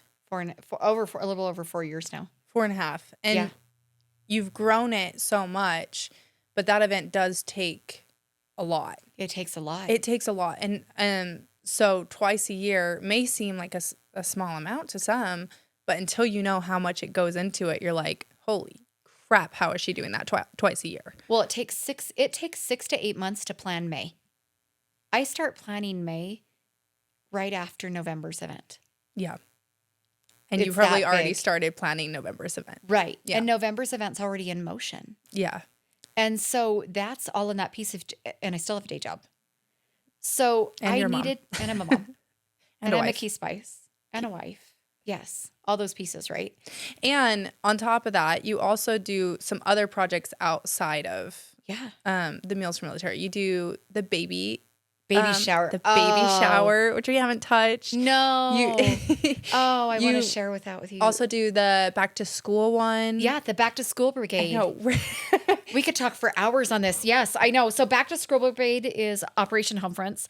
Ken's just has helped with a few pieces of it. We just always supported. We've always handed out donuts and just been a cheerleader for kids. But I think we're going to be more involved this year. Last year we did 325 backpacks. So in the military, especially active duty, but also on a limited income, right? School supplies are expensive. You're going to find that out. School supplies are super expensive because then you've got to buy school clothes and all the things. So if I love that Operation Homefront tries to help that balance. So we did actually at this last year, we did 725 backpacks because we had 325 backpacks with active duty and reserve. And then we did another 400 when we had a welcome home event for members that had been deployed in August. And so we handed out backpacks full of school supplies for these kids, which is incredible. Yeah. I'll tell you, these little kids walking around with their backpacks and they get to pick out their school supplies. Yeah. Nothing better. And then every 2 years, Kent's Market does a dream baby shower for 100 moms. Which I know I have not to the school supplies level yet, but that is really hard. The mom thing. And being like, right. Can I do formula? Can I get wipes? A diaper bag? Oh, here's this. Like, no wonder people have baby showers because unless you didn't have a village backing you to help with that financially, like, holy cow, there's so many things. So imagine being a spouse of an active duty member that's not home, right? You live here in Utah and your family's in Wisconsin. Who's going to throw you a baby shower? Do you have enough money? Maybe some people can. Are you going to fly back to Wisconsin for a baby shower? Yeah. Maybe not. And so John just recently had, Gannon's 2.5. So he was like, he didn't realize, he was like, oh my gosh, he's starting all over again. And he had Gannon and the costs of everything. You're experiencing that, right? Of having a baby. And so we were like, okay, we're loving meals for the military, but now let's throw a baby shower. We want to do a baby shower. Yeah. And it's been so fun. It was so fun 2 years ago, and I can't even tell you what we have now. It's going to be epic this year. I can't wait to see it. Oh, it's epic. I get so excited because I love telling the vision of what we do, right? And talking about military families, but I talk about food pantries, but now you talk about raising a child and the cost of it. And so I'm super excited. We have some really fun surprises for these families this year. And so we've been working donations already. We work it over a year in advance to be able to start coming up. I want to highlight that because I feel like a lot of people just see these events pop up, right? And like, especially when it comes to like a charity event, it takes, I would believe, twice as long than a normal like corporate, even a wedding. Sorry to say that. But like charity events take doubly as long and people don't prepare enough time to plan for them because of how long it takes to ask for donations, get a yes, get approval, get the donation set, get it bagged, get it to the facility. Like there's so much that goes into behind. Yeah. So, well, and how many yeses you get to how many no's you get. I mean, you know that. Like it's not very nice, guys. No, come on. You get like 20 no's to 1 yes. But it's also like, I understand it. But because I've also been on the receiving end where it's like, I am doing so much, like we cannot give anymore. Like we're max. But you want to give as much as you can. But Kent's does the same thing, right? Like you get hit up now more than ever and we try to help everybody. But obviously like Black Rifle, Kent's, and every partner out there. I mean, I think that's the grace of everybody understanding that is that so many people give, and that's why they find certain pieces that they give to because you still have to be in business. You know, if you gave to everybody, you wouldn't be in business, and then you can't help anybody at all. So I always tell everybody to find something that fits them, and give to them. If we all picked something incredible out there that we wanted to support, could you imagine how many people we could help? Could you imagine how many people we could help? Mm-hmm. We could change the world. I mean, look at what you and I did this fall. We filled over a semi full of groceries, a semi and a half of groceries. And we packed 5 military food pantries for Thanksgiving and Christmas this year. Which was crazy. That was epic. Yeah. I mean, the VA was empty. They were begging, pleading, and borrowing for food for our homeless veterans, which those men and women served our country. And we were able to, with your help, like Kent's has been doing it for a few years, but we just couldn't hit it to that capacity. I mean, we were doing the bare minimum, but usually we only dropped off 2 pallets to the VA by the time we hit up all the other military pantries. With your help, we were able to put 10 pallets in the VA this year, which is huge. Yeah. And it was like, I never really understood it, even like until we were going through it. Like, you were explaining it to me and you're like, no, I don't, like, we have this and this and this. And I was like, okay. And then we started pulling the stats from all over the country.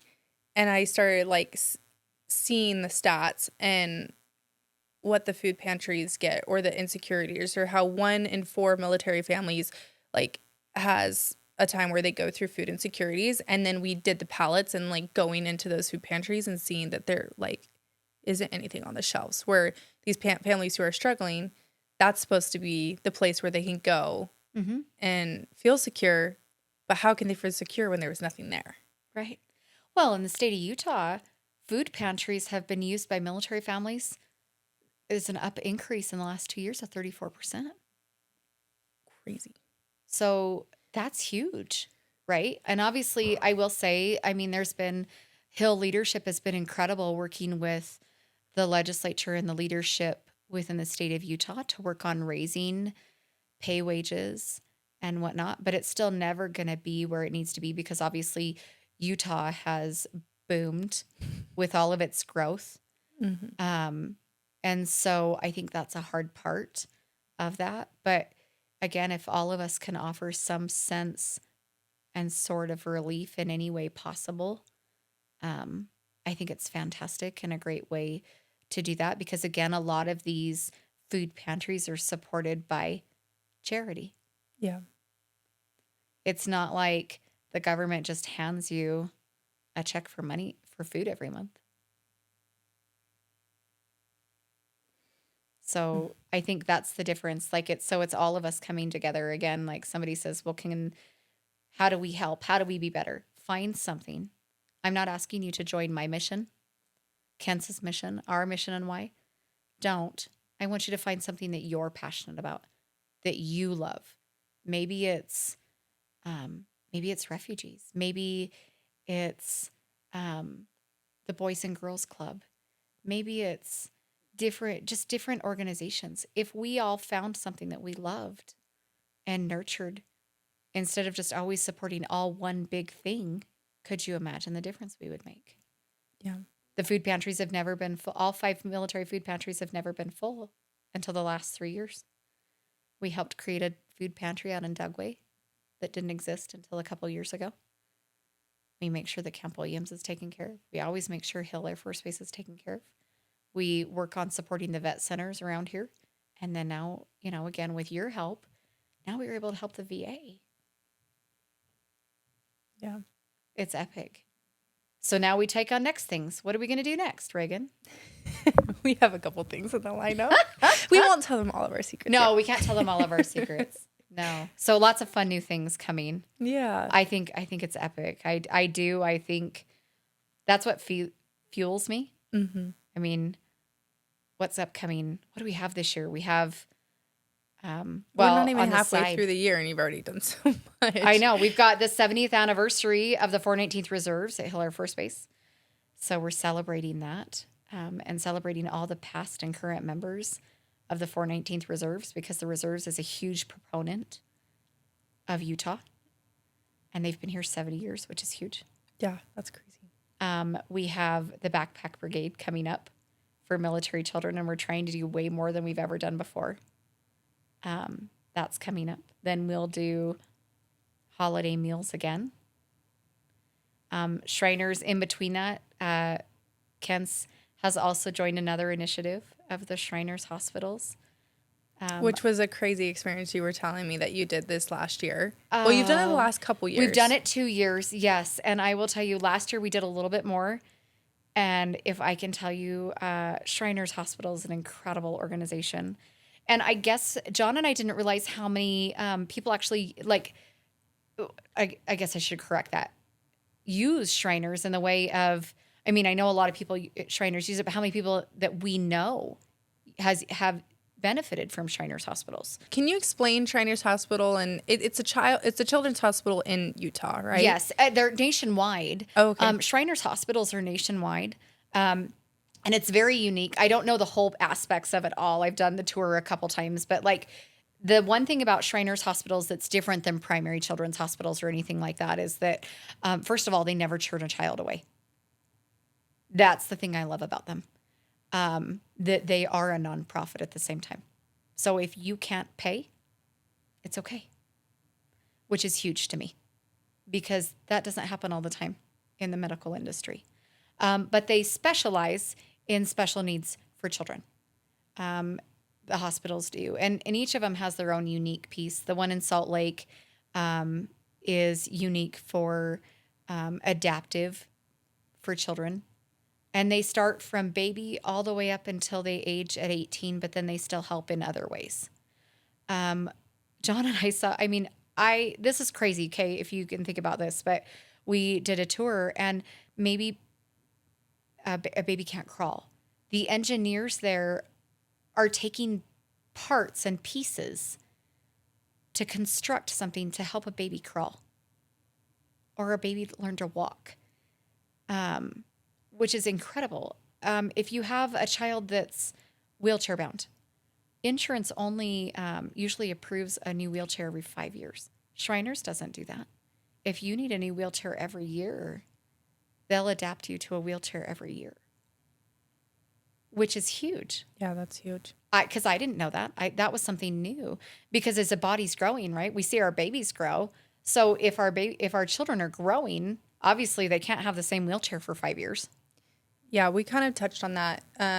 So Brandy, episode 16, and Isaac, episode 17, their story is both about Melissa, who was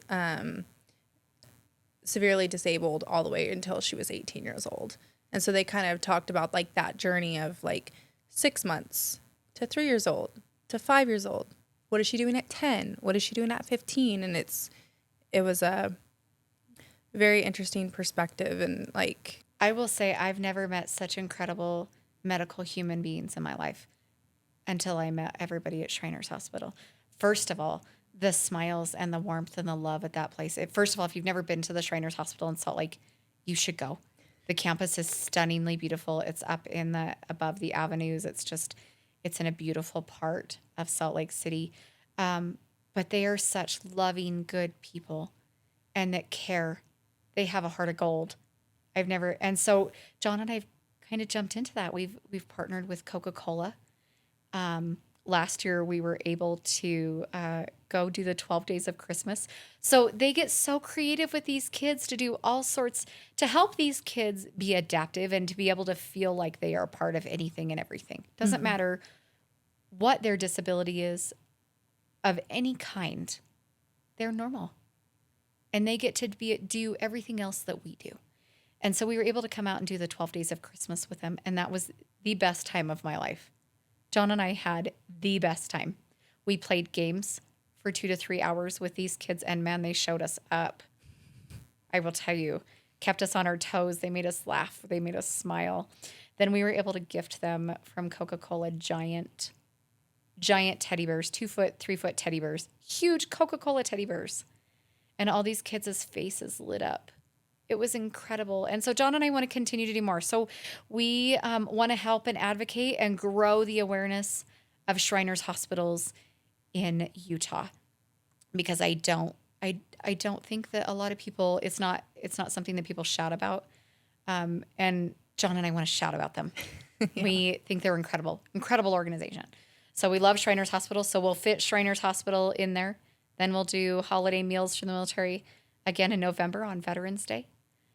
We'll do Stuff the Truck again, where we'll fill all the pantries And I will say Stuff the Truck is a proponent of our community. Our community fills that truck. And our community helps us do all the things that we do. So not only does the Kent's organization fund a lot, but our community funds a lot of these things. Our community gives back. When we do roundups at the register, 100% of the funds that Kent's raises, 100% of it goes back. That is very important to us. Yeah. And that's huge because there's a lot who would not have that integrity to give it back. We give 100%. Actually, I can guarantee you we give more than 100%. Katie Calhoun gives way more than 100%. Well, just because there's always like little fees and little costs and everything, and that's okay. Mm-hmm. Right? That's what I love about our company. So we do that. And then again, like I said, January 2026, Dream Baby Shower. Dream Baby Shower. So we have a lot. And then we have little things. Obviously, upcoming, I'm sure there'll be something. No, I'm sure there's something that's going to pop up somewhere. Oh, there always is. There always is something that pops up, right? Yeah. The major Brent Taylor Foundation has Veterans Week all tied up in there. So I think the point of it is there's always something for people to get involved in. Absolutely. They just need to show up and start getting involved. I think everybody wants to be a part of something, and you've helped me understand that. Like, there's volunteers out there, they just want to volunteer, right? And so it's opening the door. But I will say that find something, again, my number one proponent of anything that I say is find something that fits you and jump in there and take your kids. My kids go with me. My kids were tuckered out, but my kids go with me and do it. I think that's one thing that my parents did right. My parents taught us early in life about giving back. I've been giving back since my parents gave back when I was a child. And so I think it's the right thing to do, at least in my world, my husband's world. And so our children go with us. And I think that it's your legend. You're starting him off great. He goes my parents everything. did that for me too. Like, I feel like that's why it's so ingrained in me is that they did the same thing. Right.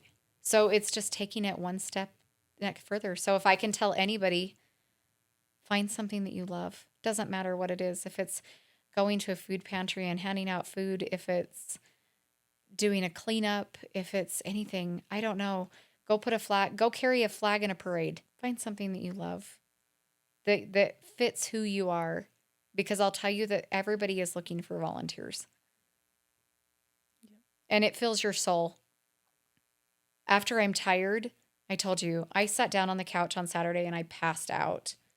But I spent so much time at first, like going through and reading all the messages I was getting, and my heart was so full. And it still is. And I'm waiting for the survey to come back. I always anxiously wait for Operation Homefront to send me the surveys from everybody, because I anxiously await to send them out to all of you, all of our volunteers, to say, hey, this is what everybody had to say. Because it's also nice to get that word back, that what you did when you stood out there for 5 hours. I mean, for you, we stood in the snow and we were soaking wet. Poor people. So sorry. But it's true. Like, just knowing the good that we all did, you know? Yeah. And knowing that you made a difference. Well, and it's really, I think as the planner, you like hope for those moments. Mm-hmm. Like, you're like, or you craft it in a way that you hope that you can curate those moments.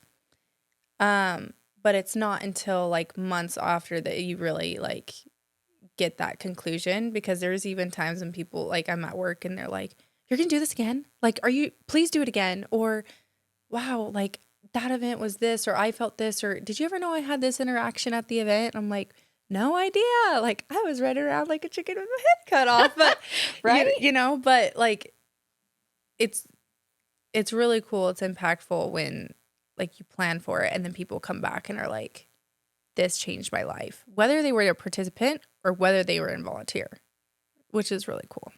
I want it to change. Everybody always asks me when they come out, they say, what do you expect from me? And I said, I just want you to be a part of it. I want you to feel all the feels. I want you to know that every feel that you feel is okay. I just want you to be appreciative and thankful. And I want you to feel it. I do. Every supporter that comes out, I say, I want you to feel it. Because if you don't feel it, then you don't have the drive to want to be a part of it. And that's what it's about, right? Like, I think I remember when I first met you several years ago, and I was like, oh, I sprung it on you guys like 2 weeks before our event. And I said, okay, I just want you to come out and feel it. You don't have to do anything. Just feel it. And you came out. And it was all the feels. And that's what I wanted. Because it's just, I don't know how to explain it.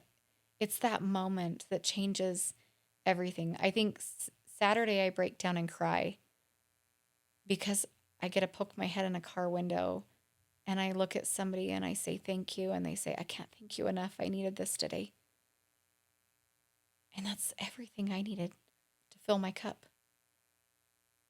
Well, Katie, I'm amazed by you because not only like the amount of cups that you fill and the amount of lives that you change is like so inspiring.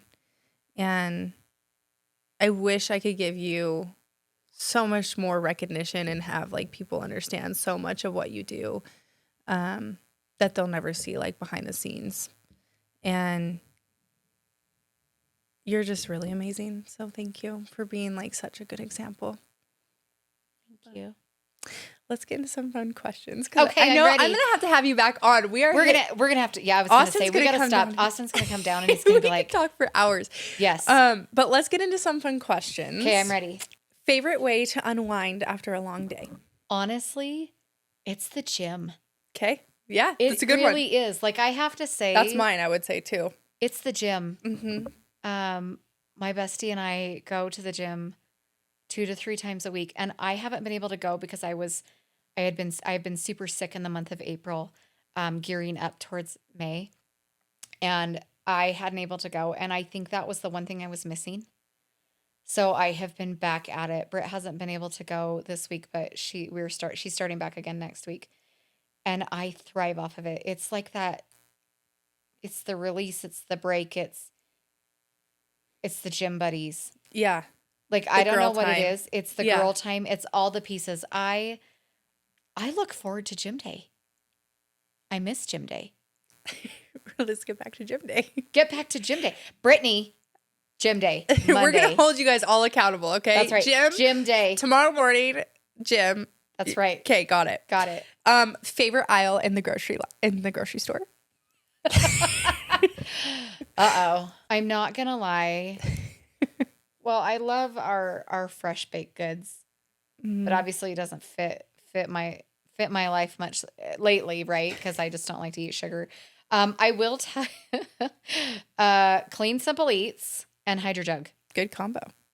Really, every time I order new jugs and they come in, if I bring one more new Hydro Jug home, my husband is going to murder me. But how do you not? New ones come out. It's their fault. And their colors. You need it every color. One for every gym outfit. But how do you resist? I mean, every time they send me the catalog and a new one comes out, I'm not going to lie. Cliff can't come to my office because I have a desk drawer and he does not know the ones that are hidden in the desk drawer. Uh-oh. I know. But that's okay because they're not in my house. So I would say that's a pass. Okay. Because they're in the desk drawer and not in the house. Got it. So I would say Clean Simple Eats and for sure the Hydro Jug aisle. I spend a lot of time over there. What aisle is your least favorite? My least favorite? The medicine aisle. Okay, that's fair. Yeah. It's over by the Clean Simple Eats area. Yeah. I mean, it is faced really pretty. It's always stocked. There's lots of facings of it. Yeah. In the grocery world, like that's a big deal, just so you know. The whole like display. The whole display. Facings, everything has got to be perfect. It is great. So I did experience design in college and we did like a little study research thing on like how grocery stores design. Like the milk is always in the back because that's always bought more. And like they have, I don't know what that is called anymore, but it's concept driven. Right? Yeah. So everything, the reason why things are placed in a certain spot in a grocery store is all psychologically built. Absolutely. You just told our secret. Oh, I'm sorry. I just So sorry. I'm not tell all the secrets. You're going to tell all the secrets. But if you didn't know, that's why it takes you Yes. 10 years to get to the milk. Yep. If that's the only thing you have to get. I don't know where I was going with that. Where were we talking about? Medicine. Medicine. Facing. Yes. And then I've learned a lot, like on the marketing side, especially from Black Rifle, now going into grocery and going into convenience. Here's a little sneak peek. Our artist will take pictures of like Walmart or take pictures of like Target or take pictures of where our product is going to be placed, and they will design it in such a way that it pops. Yes. And so a lot of products do that so that you can buy their product over another just based on the marketing and the product and the bag design. So Absolutely. if you didn't know that, yes. That you're is being huge. tricked. It's marketing. Yeah. It's advertising. Yeah, that's all the secret. I mean, I feel like that's a very like basic thing to say as like a marketer. But if you were not a marketer and you didn't know, say you went into medical field or whatever, and you didn't know that, like, yeah.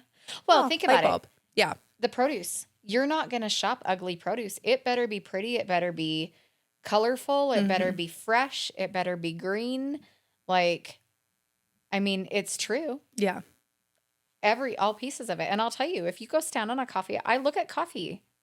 I do. I drink coffee. I drink Black Rifle coffee. But What is your go-to coffee order? my go-to Yes. to go or just Sure. to get the bag? Oh, to go. Okay. Well, I love 1776 to go. Okay. Okay, latte. My favorite bag is Tactisquatch. Okay. I love Tactisquatch. If I don't want something You've had heavy, me got every shirt for you, I feel like. That's I do.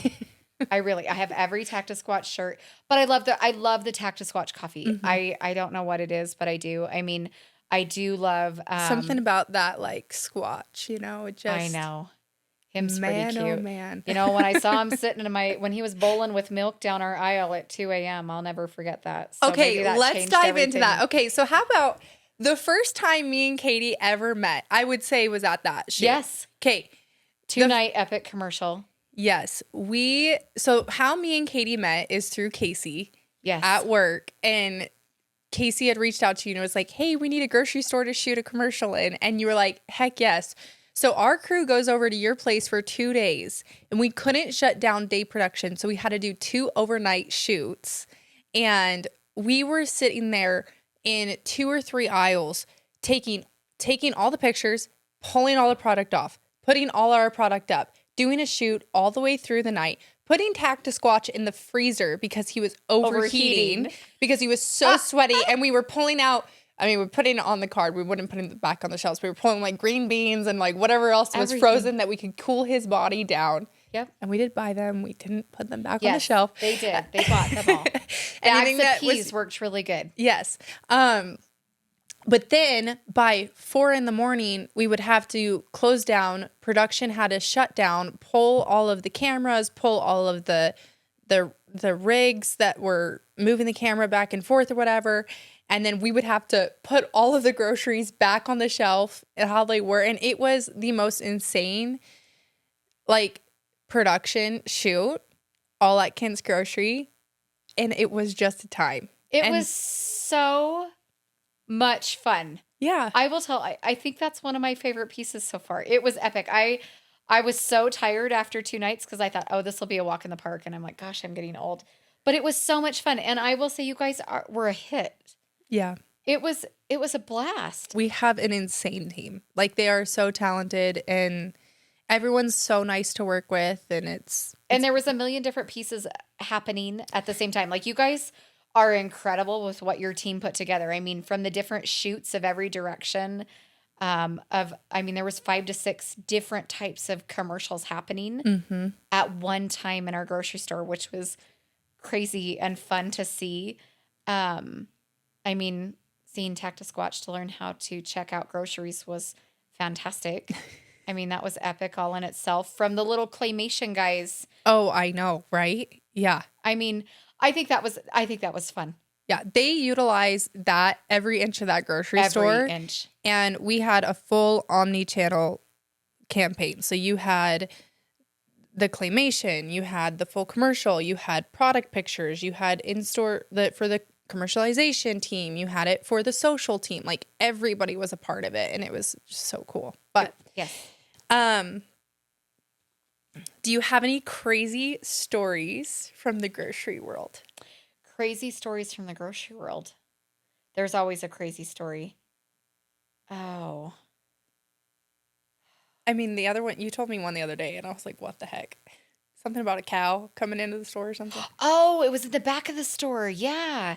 We had, I mean, our store's out in the country. One of our stores is out in the country, and a cow got out, and it ended up behind the store. And so the team had to wrangle it in and behind the store and then get animal control out there and the sheriff out there and catch the cow and then take it back to the farmer. Right? Farmer lost his cow. Farmer lost his cow. I think I will say, I mean, not gonna lie, another funny, you guys didn't encounter this. I don't think we ever shared this with you, but filming the commercial. Mm-hmm. Okay, when you guys, when the team was outside with Luke, with the soldiers outside at like 3 or 4 in the morning, walking up to the store doing the shoot. Oh yeah, doing the shoot from the behind. Mm-hmm. And they were out there with the guns. It was hysterical because they were all in gear, and people in the community called the police department, and the police department called us the next day asking questions about what was happening. Why is the SWAT team outside at 4 in the morning at a Kent's grocery store? That was epic. I think that was fun to be able to try to explain that. That answer to him is that we're shooting a commercial, but we didn't want to tell him because we didn't want him to show up for a good time. Oh my gosh, that's hilarious. What is one thing or random thing that you always have in your bag or your purse? I always have a protein bar. That's okay. I always have a portable charger. Go to things in your purse. Those are my go-tos. Yeah, I feel like if your phone's died, you're effed. Like you can't do anything. Right, a name tag. I feel like I always have like Sharpies. Yeah. Random thing of tape. No, I'm going to tell you. I went through the airport, a box cutter. Oh. Okay, so. But if you do not have one of those on site of an event, you're done. You're done. And I didn't realize how many box cutters I have in my life until especially after the last 2 weeks, because it's 2 weeks of a packing event. And I swear Cliff wants to kill me. Like, I have to take them all back to the store. I took them all back to the store the other day. I went home with like 10 box cutters because every day I had box cutters in my pockets and I would forget to take them out. And then they go home and they're on the counter. Cliff hands me a handful of box cutters and says, "Do you want to take these back?" Well, we went to DC a few weeks ago and I hurried and changed purses, but I still had my briefcase, my same backpack with me because I take my briefcase with me, and then my wallet. I had a box cutter and I usually search through everything. I did search through everything. However, I missed one box cutter in my briefcase backpack, and I had a box cutter in my wallet. Have no idea how that happened. Try explaining that to security when they're sitting there looking at you and they're like, "You have 2 box cutters." And I'm like, no. I promise I'm not anybody that's going to cause harm. I'm not a bad person. I had to dig out and I like showed my business cards and I'm like, no, part of a grocery store. No. Here's and who I get am. like it's so crazy because I always get that they're doing their job. They're doing their job. They're doing their job. So you like can't get mad. But then sometimes I'm like, well, okay, let's take a step back. Like I've actually this makes sense if you see my line of work. Like, yes, I did. I literally had to show like my business cards and then pull up pictures of what I did. Yeah. So they would actually believe me that I'm not out to harm anybody. I really am just stupid and forgot to make sure all the box cutters were out of my purse. Yeah. Yeah. Blonde moment. Way blonde moment. It's okay. I've done worse. Nope. I talk about it in a earlier podcast. I think it was the one with Jess Byers, but I had a gun in my bag, which was pretty bad. But thank God it ended up being just an airsoft gun. Really long story. I'm gonna have to tell you the story after because it actually is a pretty long story. That's a good story. I break my bag. I hit an old lady. She falls off the stair. It just is a really long thing. So go back and listen to Jess Byers' podcast, and it's great. Okay. Okay. Do you have a secret or a hidden talent? A secret or a hidden talent? I don't know if I do or not. I mean, I know your secret hidden talent. We're not talking about that here. We're talking about you. Oh. Do you have like a weird, stupid human trick? No. Like double jointed Oh, I would say that. Yeah, I am double jointed. or like Brandy's last week was she like can name any tune, You which know, she's really good at. I will say I think I've got a memory from hell. I can remember random things. Like Cliff wants to murder me half the time because I can remember our first dates. I can remember the first time he told me I love you. I can remember a lot of things. I have a crazy memory on different things. So, yes, I would say my memory. Your memory? My memory. Okay. This one's a fun one. What it could be Oh What's dear. the last thing that you added to your Amazon cart? The last thing I added? Mm-hmm. Oh, that was yesterday. It was a mom fail. It was a teacher gift, a teacher appreciation gift. So Sydney's last day of school is tomorrow. And I've been so crazy with everything that I forgot to do a teacher appreciation gift. So I hurry and put a teacher appreciation gift in my Amazon cart, and it was supposed to be delivered this evening. It's great. Yeah. I'm going to say Amazon saves my butt so many times. It does. So many times. Like, I feel like it helps when, like, the grocery store's already closed or you can't get there in time or Yeah. just Amazon that thing. So The only thing I've learned not to buy on Amazon so far, frog tape. I bought frog tape to finish my kitchen before the family got here for Cliff's retirement. It's too sticky. It ripped my new paint off the wall. Oh, no. I know. I said, I need a refund on that. Okay, I'll show It you overdid upstairs. its I job. have these, like, little, like, they're, you know how, like, you push pin in a tile, like a, Yeah. whatever. Put those on upstairs. It was way too sticky. I ripped the wall off, so I just put it back because I didn't want Austin to see. You never do that when you do something he tells you not to do, and then you like stick it on the wall, and I like took it off, and it ripped the actual sheet foam off. So I just Put it back on the wall. Just put it back on the wall. I was like, it's fine. It's fine. No one will see it. Oh, we were getting ready for Cliff's retirement, and I was taking things off the wall and repainting, and Cliff's like, oh, that's one of your hanging jobs. Because before I learned that tape trick on Pinterest a couple years ago to hang picture frames, Yes. I was not a good hanger, and so it may have taken a few holes to put something on the wall the way I wanted it to, but I figured that Cliff would never see the holes underneath. Well, 10 years later, he just saw some of the holes. He wants to murder me. Oh my gosh. It's fine. It's fine. Everything's fine. It's fine. I didn't ask him to do it. I did it myself, right? Yeah. Yeah. Usually, here's a little trick. Actually, I don't know. I should also probably get mad if I say this. I'll say it. Okay. Sometimes when you ask your husband to do something multiple times, sometimes if I really want it done, I go get the drill and pretend like I'm going to do it. Because he knows that I F it up every time. So I start the drill and then he gets to doing it. Because he comes running. Yes, because he is a perfectionist, which I love. Mm-hmm. But you need to be a perfectionist a little sooner before I would need the project to be done. So I'll just get the drill and I'll start drilling and he'll say, no, let me do it. You're going to mess it up. I'm like, okay, that's what I thought. I wish I could say half that's true about Cliff, but not all of that. I do think if I messed up his brand new cabinets, though, I think that would not end well for me. So maybe if I want knobs and pulls bad enough, I'll just go get the drill and try that. That's what I did on our closet upstairs. Okay. So there's a little trick for wives, not to be rude, but Cliff, start the drill. Don't listen to this part. Skip over this part. Okay. Final thing. Okay. After all the advice and everything we've talked about, what is the final thing that you would like to leave the podcast listeners? Oh, thanks for listening to my story. I will say that this has been the best 21 years of my life. And it's had so many pieces to its journey. You know, there's a puzzle, and a puzzle has a million different pieces. But it's led me to where I am today. I am so gracious for my husband. I love him dearly. He's my why. I thank him for his grace. I thank him for his support at the same time through me working through these incredible journeys.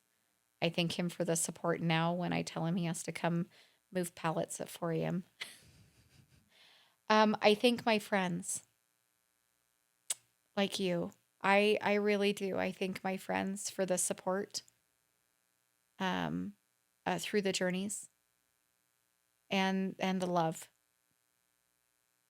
I don't think I could have done it without them.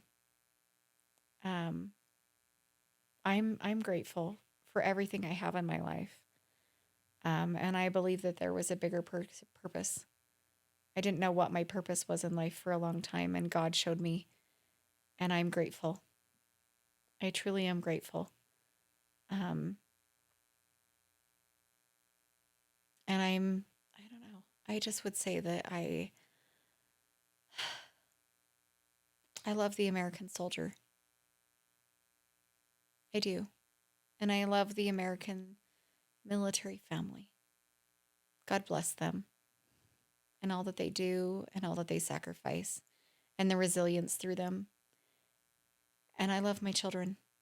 I thank my children because they were born into this world. They didn't ask to be a part of this world. And I thank them for their tolerance and their love and their resilience through this world. Um, yeah, that's what I would say. Katie, thank you so much for being real and open and talking about like the highs and the lows of being a military spouse and being somebody who is an example in the give back community, because you do so much and you deserve so much recognition for what you do. So that's why we know you don't do it for that. And we can see your why in everything that you do. So thank you. Thank you. Thanks for helping share a story. I will share your story as much as I can. Love you. Love you. Okay, bye.